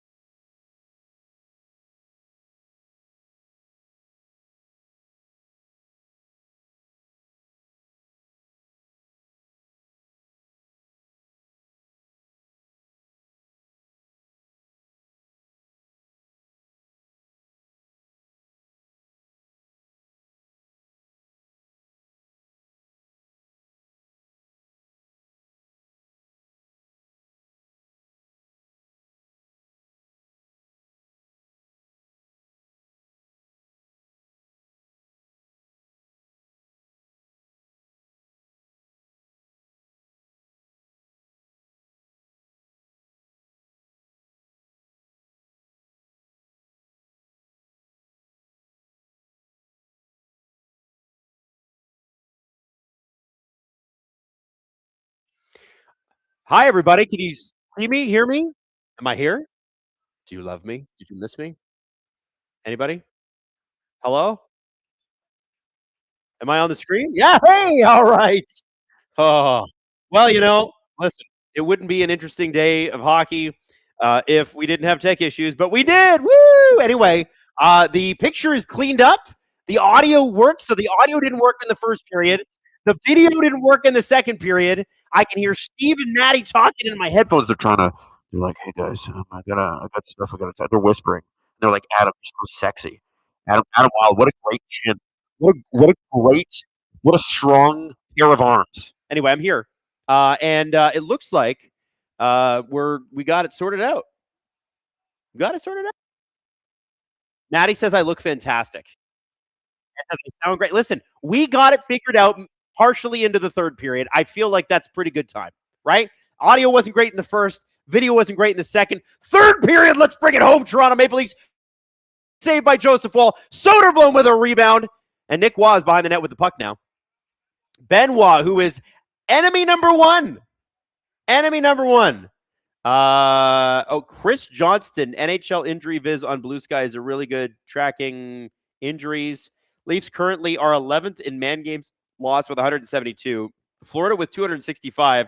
Detroit with the Leafs at 36. Yeah, I guess Florida would have the most because Matthew Tkachuk and Barkov being out the entire year. That kind of makes sense. And look at where they're at in the standings, right behind the Leafs. It's not easy when your best players go out, is it? Adriana says the video is clear and we can see your nostril hair. Really? Yeah, I guess I could use a trim, huh? Well, you're just going to have to deal with me and my nostril trim. By the way, that's not Chris Johnston, is it? Like, is that like our Chris Johnston? Like CJ from the CJ show? I don't think so. It's got to be a different one. Justin Fisher says, all the coolest people I know have already hit like. Man, true. Justin, we need to get you to know more cool people because it sure would be cool if we hit like. Domi brings the puck across, tries to find Riley, and it goes to middle of nowhere. Sherratt dumps the puck in.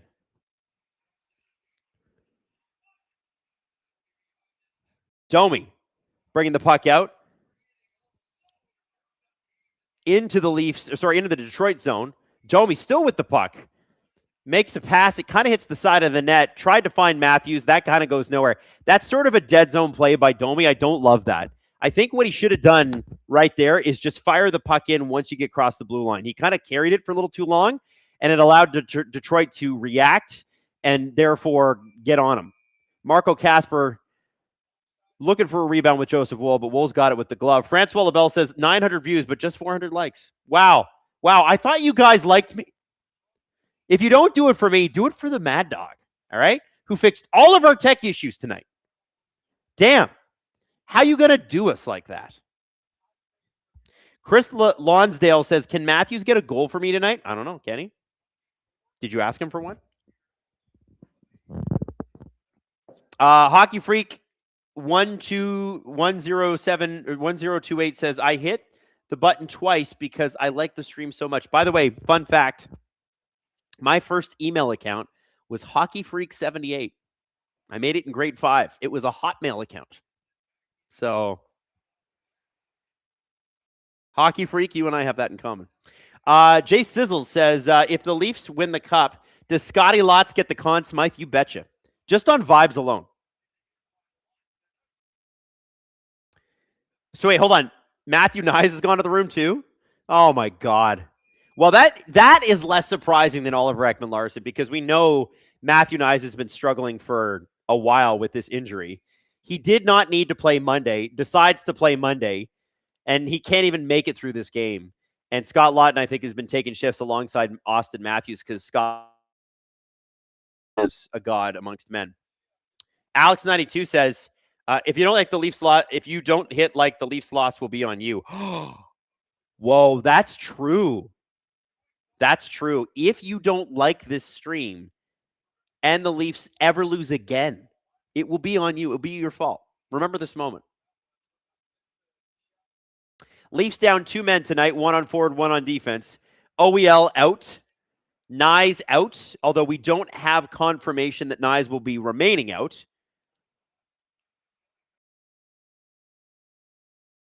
Somebody just asked if McCabe is injured. He is not. It's OEL. At least last time I checked. I mean, the Leafs are dropping like flies. At this point, it's going to be the Marlies. Wow. You know, honestly, it's going to have to be a gutsy win here tonight. You lose OEL and Matthew Nyes in a game.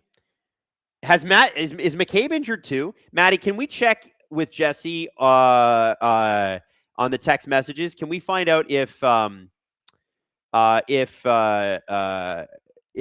is now injured as well? I just want to get some confirmation. Hey, Steve. Steve Dangle's downstairs with Maddie, by the way. Hey, idiot Steve. Big dumb Steve face. Can you find out? Pretty please. I know Steve's watching. I know he can hear me. Adriana says, if you don't like this stream, Scotty Lawton will be sad, and you don't want to make Lawton sad. No, you don't. Don't hurt our boy. Francois LaBelle, Adam, would you trade Lawton 1-for-1 for who, Francois? Nobody. You take Scotty Lawton out of my cold, dead hands. Bayloust is making a very good point. Nye shouldn't have been. Nothing about McCabe yet. Nye shouldn't have been playing in the first place. He's been hurt for who knows how long. Both he and Berube refused to just let him sit and heal up. I agree. Oh, here we go. Lawton! Here you go, Lawton! Trying to make a play! He doesn't make a play. He didn't make a play there, but he tried. Francois LaBelle says, would you trade Lawton 1-for-1 for McDavid retained? No! You keep your McDavid. We got Scotty Lawton in Toronto. Yeah, I don't know. McCabe's back. Woo! Yeah, I'm just annoyed with the way the Leafs handled injuries this year. Like, Nyes is clearly hurt.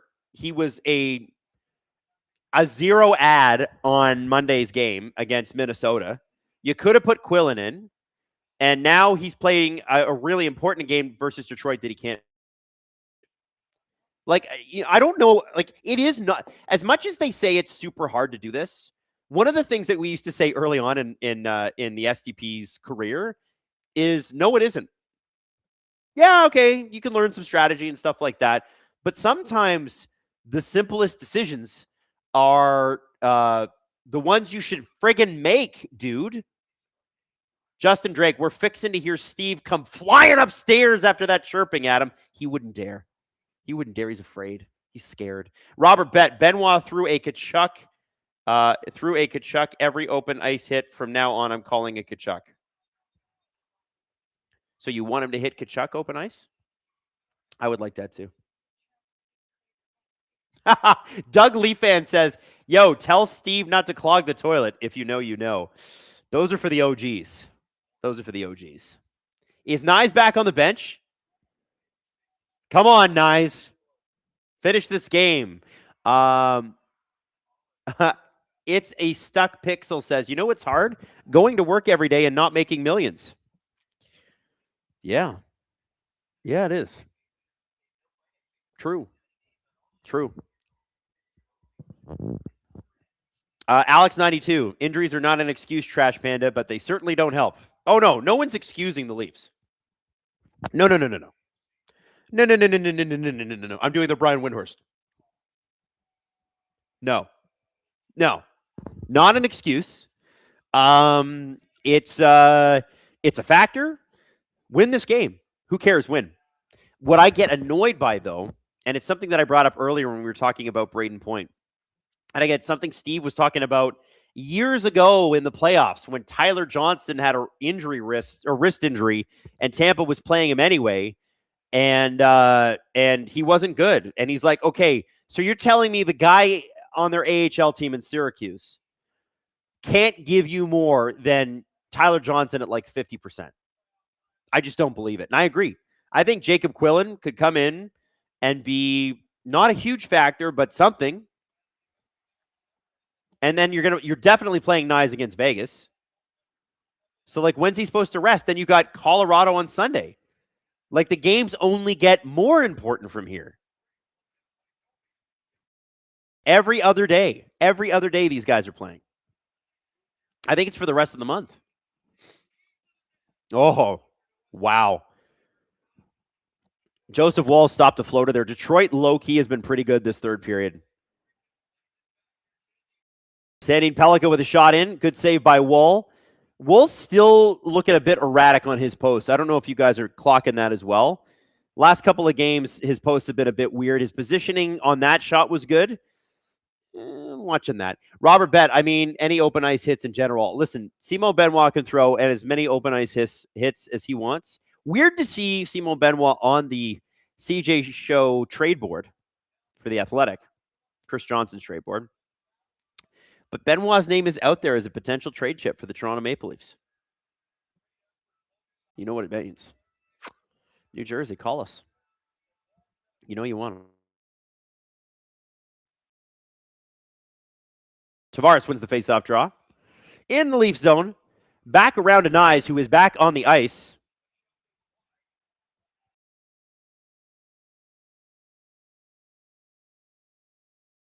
Across the blue line comes Nyes. Here we go! Out front! Nobody friggin' there! Ah! Come on, guys.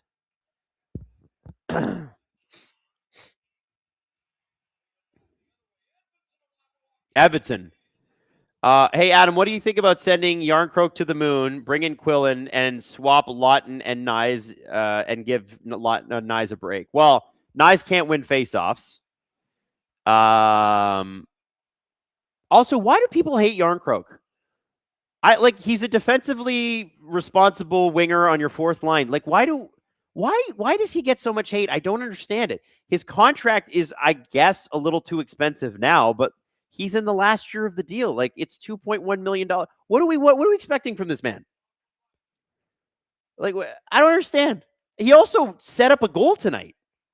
What's the hate on for Yarncroke? I don't understand it. I don't get it. Denise Campbell says, so were you saving the Sharks ATR Baby Shark? Denise, I don't know what you mean. But Baby Shark is banned in my house. No more Baby Shark. Sedin Magic 15, of course, Benoit's name is out there. He's going 1-for-1 for Dougie Hamilton. Sedin Magic 15 knows what's up. All right, Nyesy. Watch, Nyes is going to come back in, which he has. He's going to score the game-winning goal. If not him, then it's got to be Scott Lawton. Oh, damn. Is that Cassie? What's up, Cassie? Cassie the OG. Cassie clan gang? What do we call it? Anyway, hi, Cassie. Hope you're doing well. We've missed you. Leafs need to get something going in this third period. I'll be honest with you. Detroit's kind of come out and run their show. This is an important game. This is a win this damn game.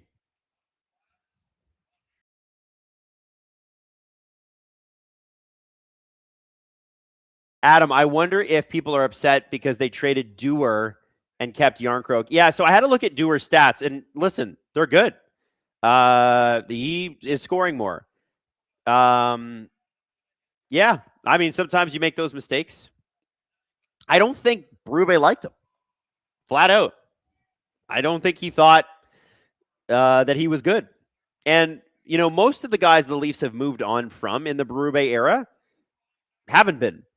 Like Timothy Liljegren, when they gave him away for literally nothing, Berube's like, yeah, that guy's not going to play for me. And they gave him to San Jose, and he's not been particularly good there either.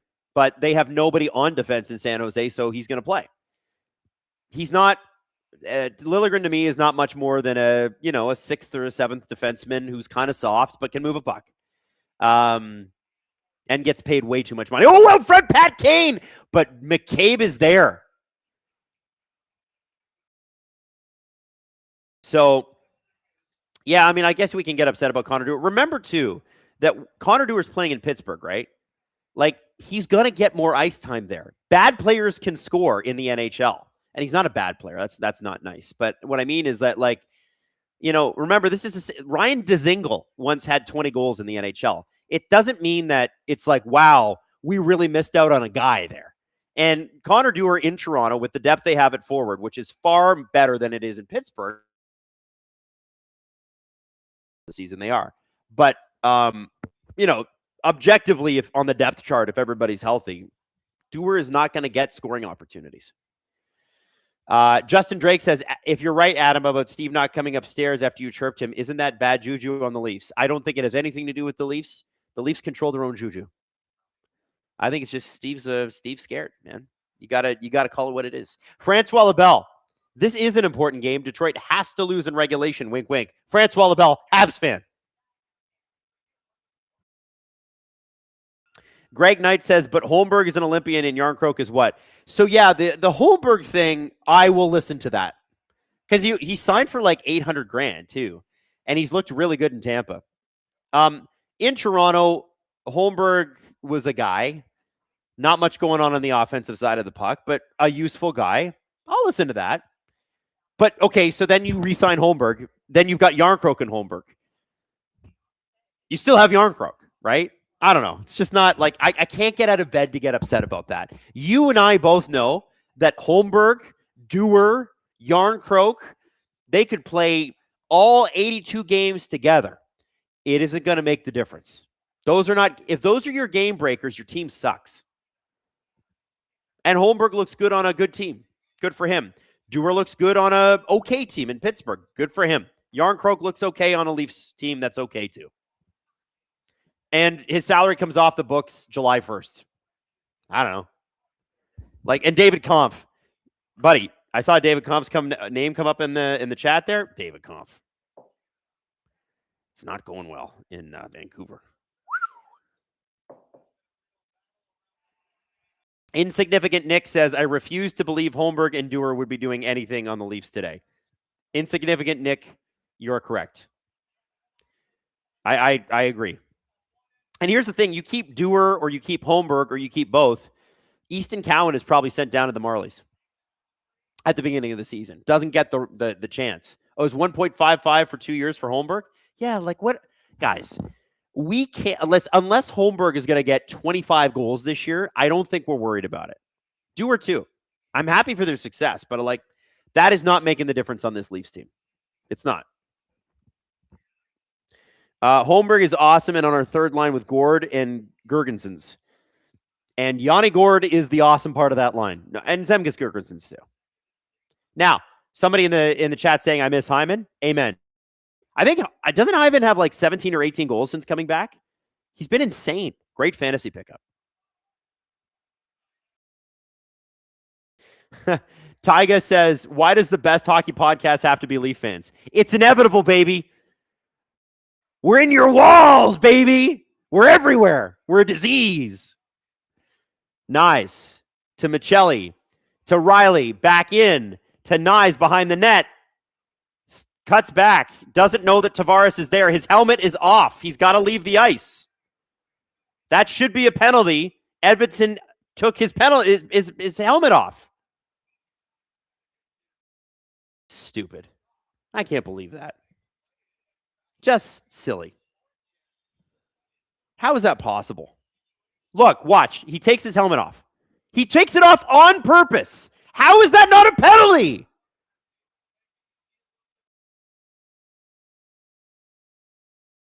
That's such crap, man. That's crap. You know what? I see you Detroit fans chirping me. I see you chirping me in the chat. And listen, I like Edvinsson on every night, except for the ones where he plays the Leafs. That's a good defenseman, which I hate tonight. I hate it. By the way, one of the things that Edvinsson seems to have figured out is that if you can get away with it, do it. And he has figured out how to get away with it. So ref is down, or is it a linesman? Oof, I think he got hit in the face. We forget sometimes that it's a pretty physical game for them, too. Out come the Leafs training staff. Darth Quater says, how do you feel about Nyes this season so far? I actually really like it. I think he's been very good. Especially when you consider that he's been injured for the last 20, 25 games. I think he's already got as many or more assists this year than he did all of last year. And last year he was great.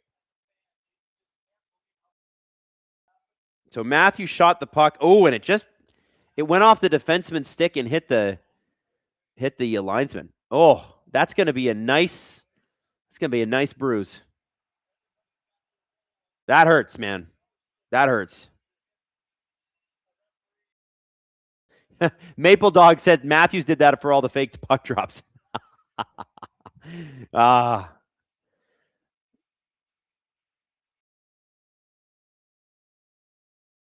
right, here we go. Matthews going to take the face-off draw. Leafs have done nothing on the offensive side of the puck tonight in the third period, but the second period was pretty good. Mason Appleton racing Benoit for the puck. Puck goes out front. Joseph Wall is able to kind of flip it away, but Detroit maintains possession. Sherratt, shot, and it misses. Puck out. McMahon retrieves, but he's got three wings all over him. He's going to use that speed, try to flip it past them. The Leafs are going to change. 8:20 left in the third period. Score is 1-1. Both goals happened in the first period. One by Scotty Lawton and one by whoever the hell from Detroit. Fart, boo, tomato, tomato. Who cares? No one likes them anyway. And the Leafs actually just kind of let Detroit walk in with 17 seconds to go and tie the game up, which if I have Gray Harris, it's cheering for the Leafs. I do have some gray hairs.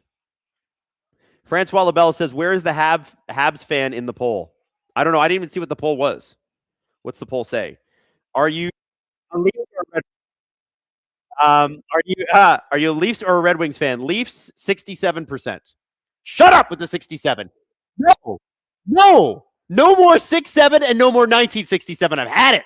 By the way, there is like a taco place in Toronto, and I forget what it's called, but I saw their commercial today watching SportsCenter, and they have they've got like it's like a burrito or whatever for $6.67, and they've got all the staff on the screen going 6-7, 6-6-7 because it's $6.67, and I was like, even when my daughter's at school, I can't escape. All right. I just crushed my second coffee.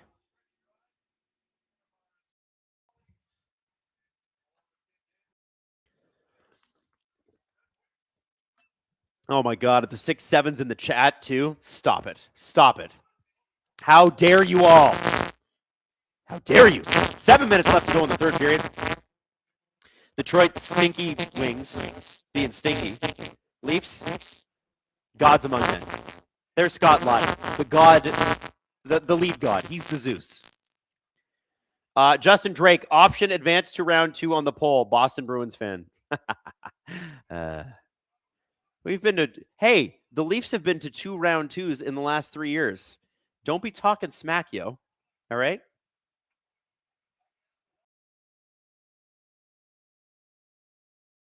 All right. 6:26 left in the third. Come on, baby. Leafs just not able to get much going on the offensive side. I think they've had, I think they maybe have had 3 shots this period.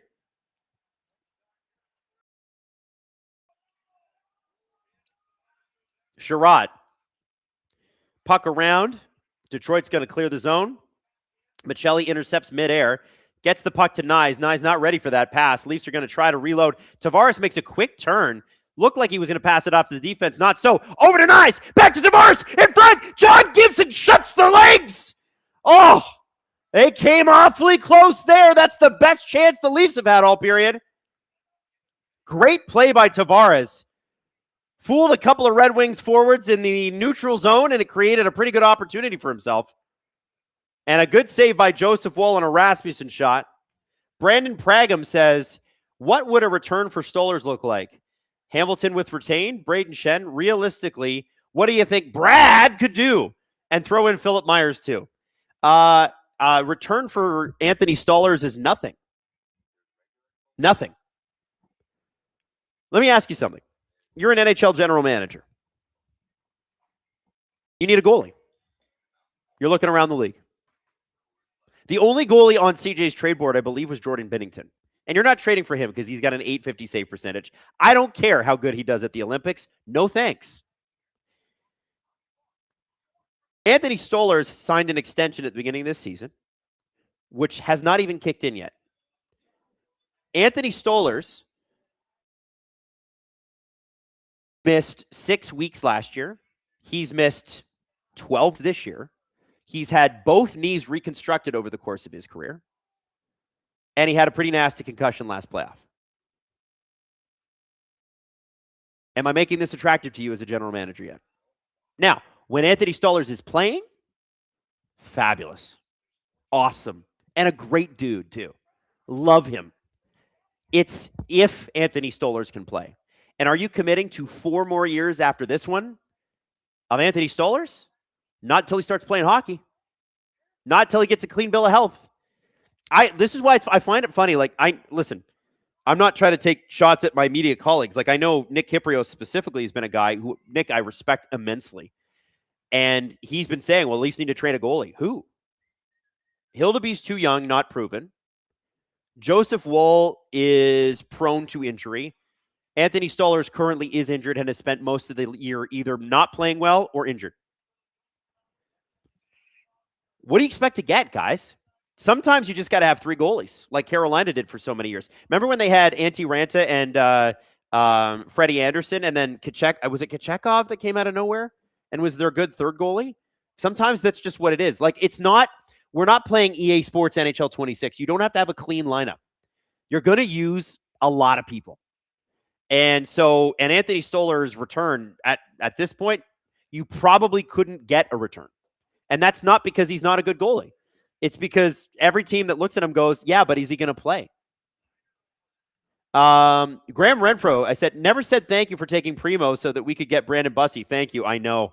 Oh, you know what? Like the way James Reimer played. Oh, Matthews with a breakaway. Quick break. Oh, and he's just pushed off to the side. John Gibson is down, though. Did Matthews catch him? Or did the Detroit defenseman catch him? Looks like he's up again. Yeah, Brandon Bussey, what a great waiver pickup for Carolina. And a little bit of shenanigans happening behind the puck play there. And, I wonder, with James Reimer dropping 30 saves for the Ottawa Senators on Saturday night, did the Leafs move on from Reimer too early? I think so, because, boy, Caden Primo was bad. Bet. Can't wait to see the Olympic U.S. Hockey, Canada, Hellebuck versus Kemper. Should be a good goalie battle. I think Pierre LeBrun said Kemper got hurt recently, but it's not expected to be long-term, kind of like Cirelli. Matthews had a good chance there. Sider made a great play. Nice left-handed poke check. Look at this. Ding. Perfect. God, he's good. That's the one thing through the Leafs rebuild that they just never did. They just never got a Moritz Sider type guy. Ever. Didn't get their Victor Hedman. Didn't get their Roman Josi.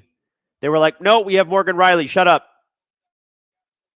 Not that Morgan Riley's bad, but I think on a Stanley Cup winning team at Morgan Riley's best, which was several years ago, I think Morgan Riley is at best your second defenseman, probably third. Did I miss someone's super chat? Trying not to.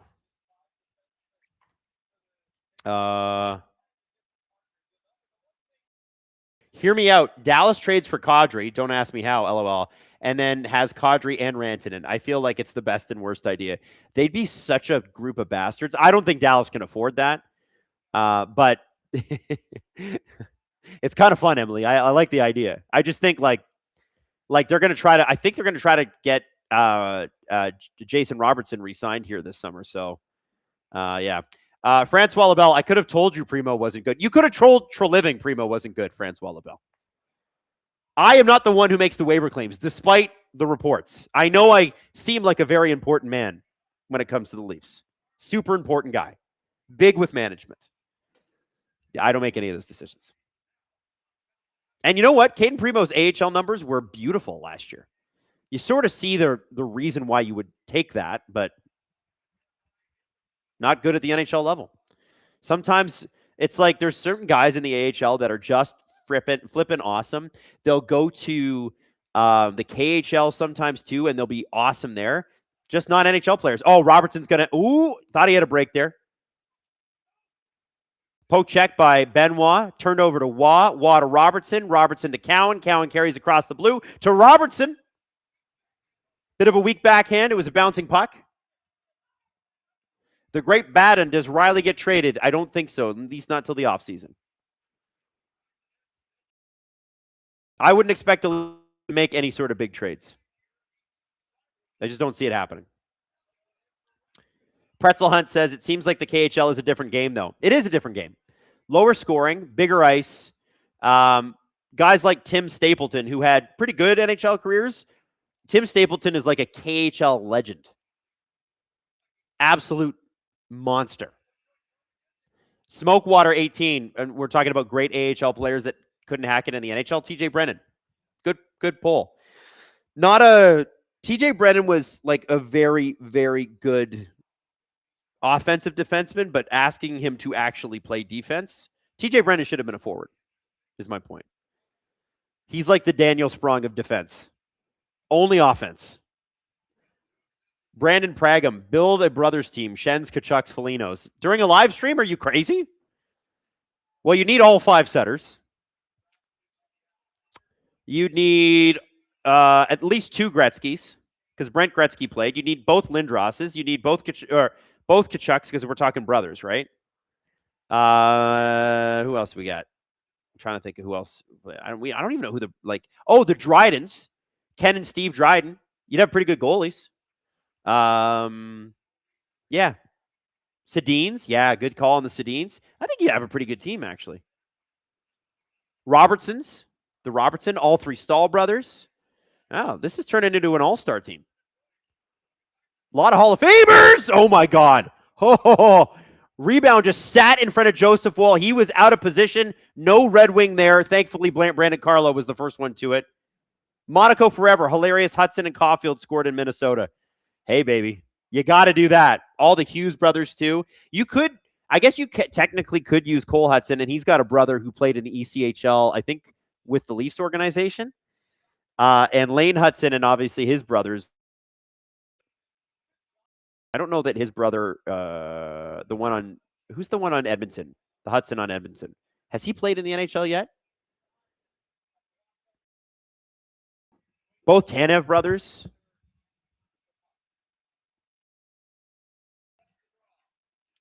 Data Wizard. Will there be a Super Bowl stream on STPN? I should ask Drew. I'd like there to be one. No, that's okay. There we go. Now, last 2 minutes of the game. Please don't blow it here. Just collect the point.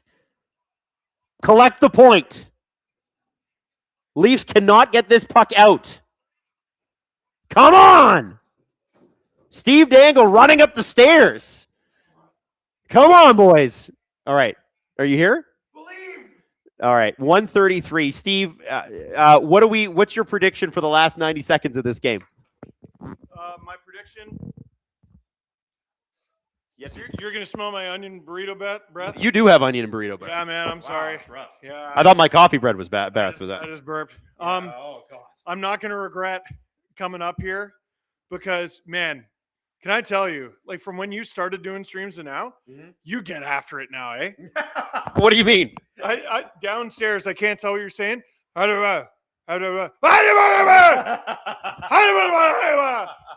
it's like 5 seconds ahead. So I got to be here. Yeah. Okay. Fair enough. Oh, good save. Good save. All right. No, thank you, Steve. Steve's here. He does have onion breath. I won't lie. Oh my God. Woo. Woo. That'll put hair on your chest. I'm telling you. What do you have? What? I was going to try to show the hair. Oh, I thought you had mints. I was like, well, I don't know. I don't know what they're mad about. Cassie says, I think the Wings will score with 1 second left. Cassie, how dare you? Okay, the puck went through the hole in the ice, or the hole in the glass there for the photographer, I think.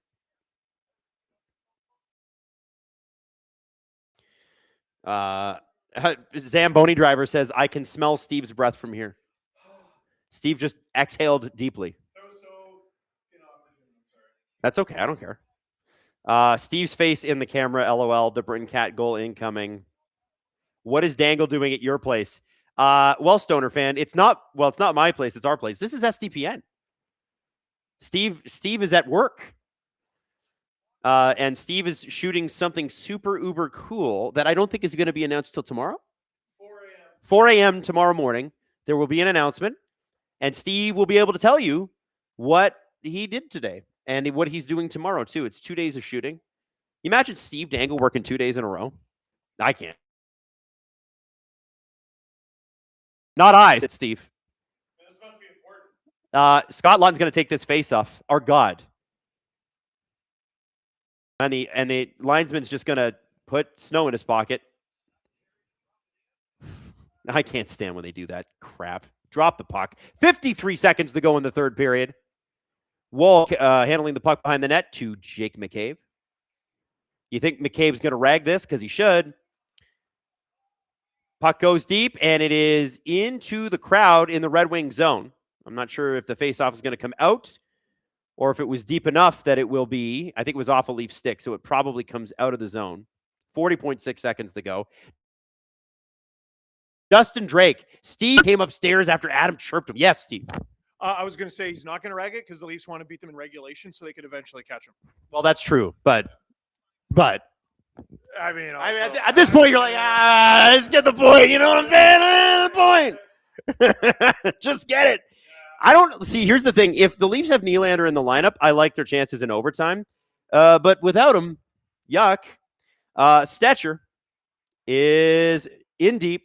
Leafs playing a defensive game here. 25 seconds to go. Leafs clearly need the point. Berube knows it. 20 seconds to go. Kane with the puck. Drops it back. Looks like Detroit's trying to point grab here too. Tavares, do not take a penalty. Oh, Johansson was trying to get Tavares to do that. 3 seconds to go. Leafs get a point. We needed that. Let's go. I don't even know why I did that. Right. What's worse, Steve's breath or Adam's sushi breath? Sushi breath isn't usually that bad. It's usually pretty clean, unless the sushi's bad. No, that's just people who don't like fish, right? Yeah. Oh yeah, it's true. And you know what? With a nice tall glass of water, you can get rid of that. You know what else is good is when you have like a tablespoon of wasabi during the draft. That's also good. Well, Steve, you know what's great about the draft? So we made Steve eat a tablespoon of wasabi. We came 7 minutes shy of going 5 straight hours for the draft last year, because that's how long the first round was. Like, it was longer than the extended cut of all 3 Lord of the Rings movies. Crazy. There's no way it's that interesting. And what's hilarious is there's rumors out there right now that the NHL wants to eventually put the first and the second round in the same night. That's a war crime, actually. That's no. They would have to change the parameters, though. Yeah, well, for sure. It's not like 3 minutes between picks or whatever the hell it is. I think it was like 15 minutes between picks. Yeah. No, I think it's got to be like that. The only people who would stick around for that are Scott Wheeler and Cam Robinson. Like I think that's it. It's like the elite prospects guys, Corey Pronman. I don't see both of them making it through that. One of them dies. One of them dies for sure. All right. Here we go. Now, who do you start in overtime? They're going to do what they always do. Matthews, Tavares, McCabe win the faceoff. It's tough without Willie and OEL also. Adam, you're not going to like this. I think McCabe comes off for Riley. And Tavares comes off for... Give me nice? Okay. All right. Yeah. All right. Now, everybody give us your OT picks. If it's Detroit, who scores? If it's Toronto, who scores? I'm going to say Scotty Lawton for Toronto, who never gets a shift in overtime, but I'm still taking him anyway. And I'm going to say Simon Edvinsson for Detroit, because that guy's a bastard and I hate him. And Detroit fans would love it if he scored. Steve, who are your picks? Go. McMahon, Bobby McMahon, and Patty Kane. All right. Those are good picks. Leafs do not win the face-off. Tavares tried to. But here we go. Domi's out there with Matthews. That's great when you don't have the puck. Why did you do that? Why did you do that? Riley and Domi on the same shift? Are they nuts? Are they crazy? Somebody on the stream said, "Steve, for a dollar, name a woman." For a dollar, name a woman. Oh my God. I can't believe in the year 2026, Craig Low Event Hockey Berube is putting out Domi and Riley on the same shift. Out come Tavares and McMahon. And Tavares, I think, lost that faceoff draw too. Maybe Matthews can win a faceoff draw on his own. He's been pretty good, you know. Oh, here we go. Outshot. More insider. Back to Larkin. Larkin with a shot. Big blocker save by Joseph Wall. Detroit collects the rebound. And out goes the puck. Lucas Raymond is going to reload. Leafs, I think, would try to change a man. And I think they get Michelli out there. Yes. You can always tell by the hair. McCabe going to drop for Tavares so he can turn and get off. And then Tavares is going to drop for Michelli. No more back passes to go. We got Riley, Michelli, Tavares out there against Top. Who else do we have for Detroit? I can't even tell.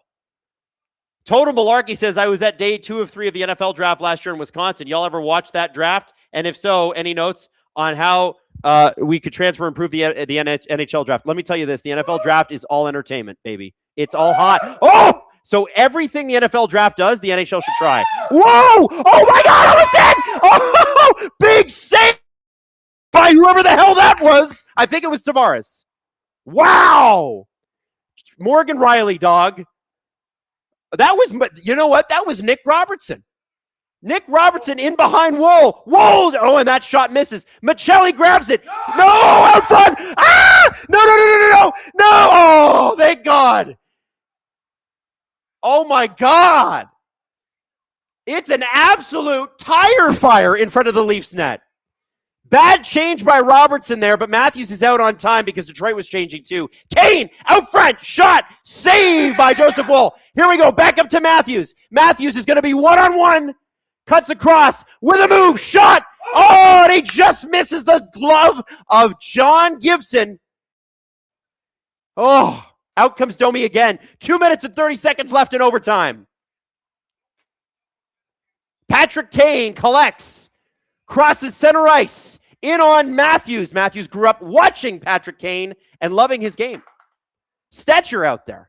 Now that's a guy that you should play in overtime more. Yeah, 100%. Stetcher across the Detroit blue line. Leaves for Matthews extremely slowly. Leaves for Domi extremely slowly. Domi with a shot. That's tipped. It goes up, and there's going to be an offensive zone face-off. Domi ticked off about it, but you know what? He still created something good. You can't get mad about it.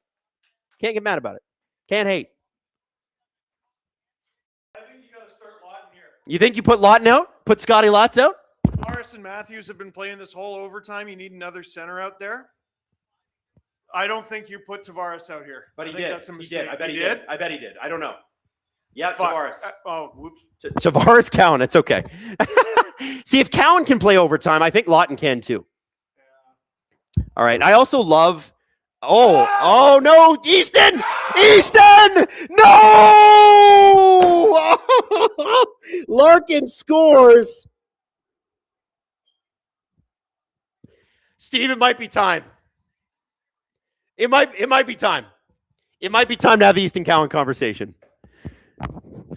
That goal was what Coca-Cola Coliseum smells like. Horse shit. Well,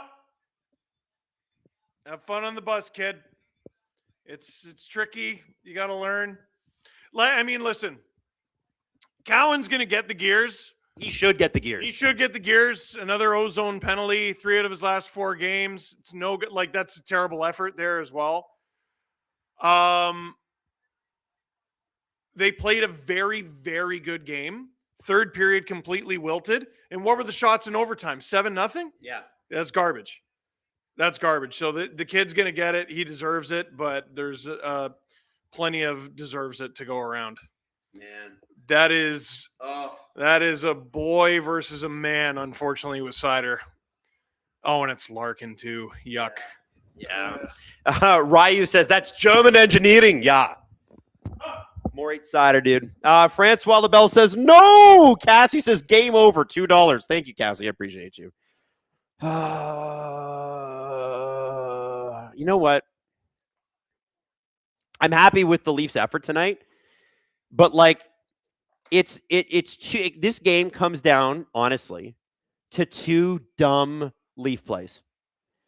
Matthews gets tied up in the faceoff. Like the Leafs are up 1-0 on the Scott Laughton goal. Matthews gets tied up on a faceoff with like 20 seconds to go. Neither of his wingers come in and support. The puck is in his skates. Detroit wingers come in and support.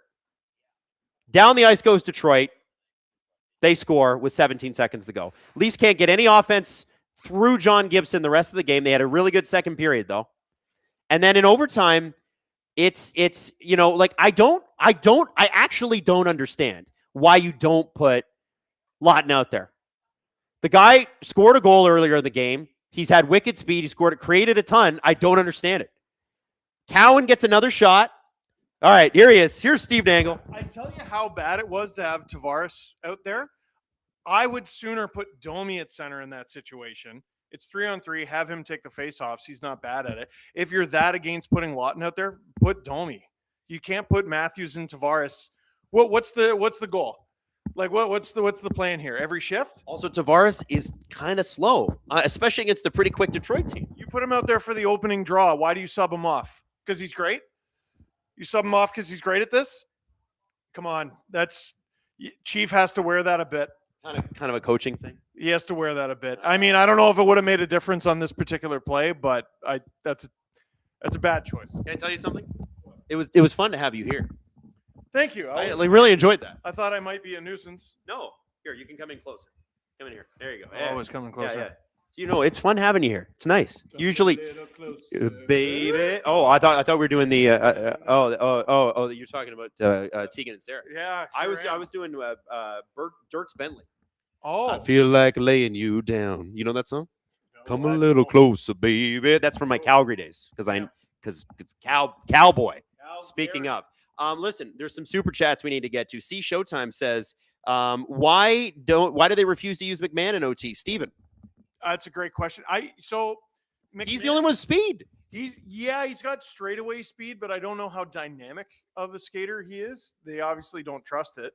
They trust him enough to play on the top line, but not 3-on-3, which seems a little counterintuitive. Robbie, like Jason Robertson, hasn't played very much in OT. I know he's got at least one OT winner under his belt. Robbie, like how many forwards played this overtime? You know, like that made it pretty deep. Maybe 5, 6. Domi, Matthews, Tavares, Cowan at the very end, Nyes. Yeah, I think that's all I can remember. Like we could look at the shift charts, but yeah, I don't. McMahon didn't get out there. Robo didn't get out there. Yeah, Robertson would be a good call too. Why not him? Is Waugh that useless? Like, Waugh, I think he's pretty huge or pretty fast for a big guy. Like, yeah, Laughton, Lorentz, Yarncrow. Yeah, it was 5. They used 5 guys. 5 guys in almost 4 minutes. 4 minutes. Yeah, and getting caved during those 4 minutes. No, I'm sorry. The coach has to wear this a bit. All right. Well, you're seeing the LFR form in his mind right now. Roll Live 95 says the entire third period watching the D just launch pucks off the glass was ridiculous. How about they make a pass less than 50 feet or skate? Yeah, I think that's not a bad point.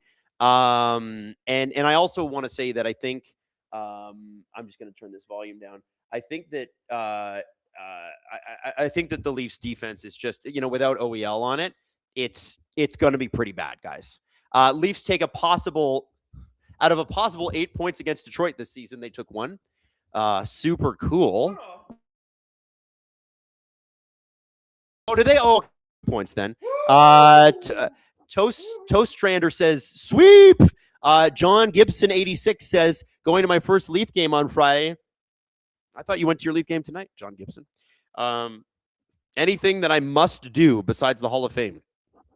Hall of Fame is a for sure thing. Shovel? You know what? Have fun. Friday night's game is going to be one for the ages for sure. Sadine Magic 15 dropping 10 SDPM memberships. I love you. Cassie says, okay, I know the Leafs just lost, but Gino had a nasty deflection. Re-sign that man. Have a good night, boys. Thank you, Cassie.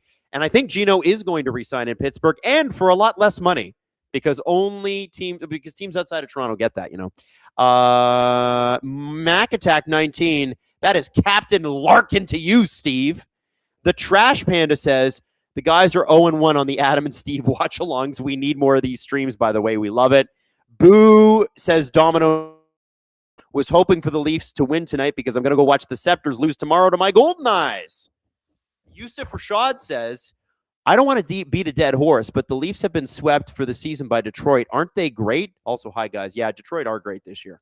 I retract every bad thing I said about them before the season. They've been great. Sadine Magic 15, you missed my super chat, but I called Larkin, and damn it, I really wanted to win from Wall for fantasy. Yeah. Oh, we missed it. There's no way you called it. Didn't happen. We would have seen it if you'd called it. Didn't check either. Yeah. No. Listen, you know Liar. what? Cowan's looking like a rookie lately. When he starts to look like a rookie, then he can sit. Put Quillen in. And by the way, stop playing Matthew Nyes if he's not like he's been effective sometimes, but it's not like he's out there dominating his minutes. Yeah, he didn't. I don't know what his total ice time was, but he wasn't really up there at the beginning of the third period. And no, don't play Quillen. Lose another one. I think it's important they lose another one. Alex Steves just got his big payday from the Bruins because he's a contributor for them. No, lose another one. Yeah. What do they do better than hemorrhage talent? Honestly. Michael Amadio's still playing. Dude, Trevor Moore, you could build 2 legitimately good NHL teams of guys they just lost, gone, goodbye, got nothing for. Yeah. And like, I'm not even talking about Kadri. Like, at least you got sort of something for Kadri. Like, no, Jared McCann fits under that. Don't even get me started. Yeah, and his. All right. By the way, somebody said, Natalie Ye, that'd be my wife, said, great job, guys. I think she's biased, though. Where is she? Natalie Ye, right there. Oh, there's Ye. She wouldn't spend the money, but I saw her Ban name. her! Ban her! Hit her with the ban hammer! You know what? Maybe if she'd stop being such a racist, Damn. we wouldn't have to ban her. And more importantly, misogynist. Wow. It's all internalized. Yeah, I know. Self-hatred's a sad thing. It's sad. People, I think you knocked over my Gripper Nation pick. That's okay. Anyway, listen. We love you guys. I'm going to let Steve take over. He's going to shoot his LFR here, like right now, with Drew. So big shout out to Mad Dog handling the stream tonight. I know we had audio issues in the first. I know we had issues in the second. Maddie sorted that all out along with Jesse at the game. Jesse doing double duty, so shout out to them. We love them so much. And what else we got? I think that's it. So podcast Friday in advance of the Marner game. All right. Love you all. See you later. All right, Maddie.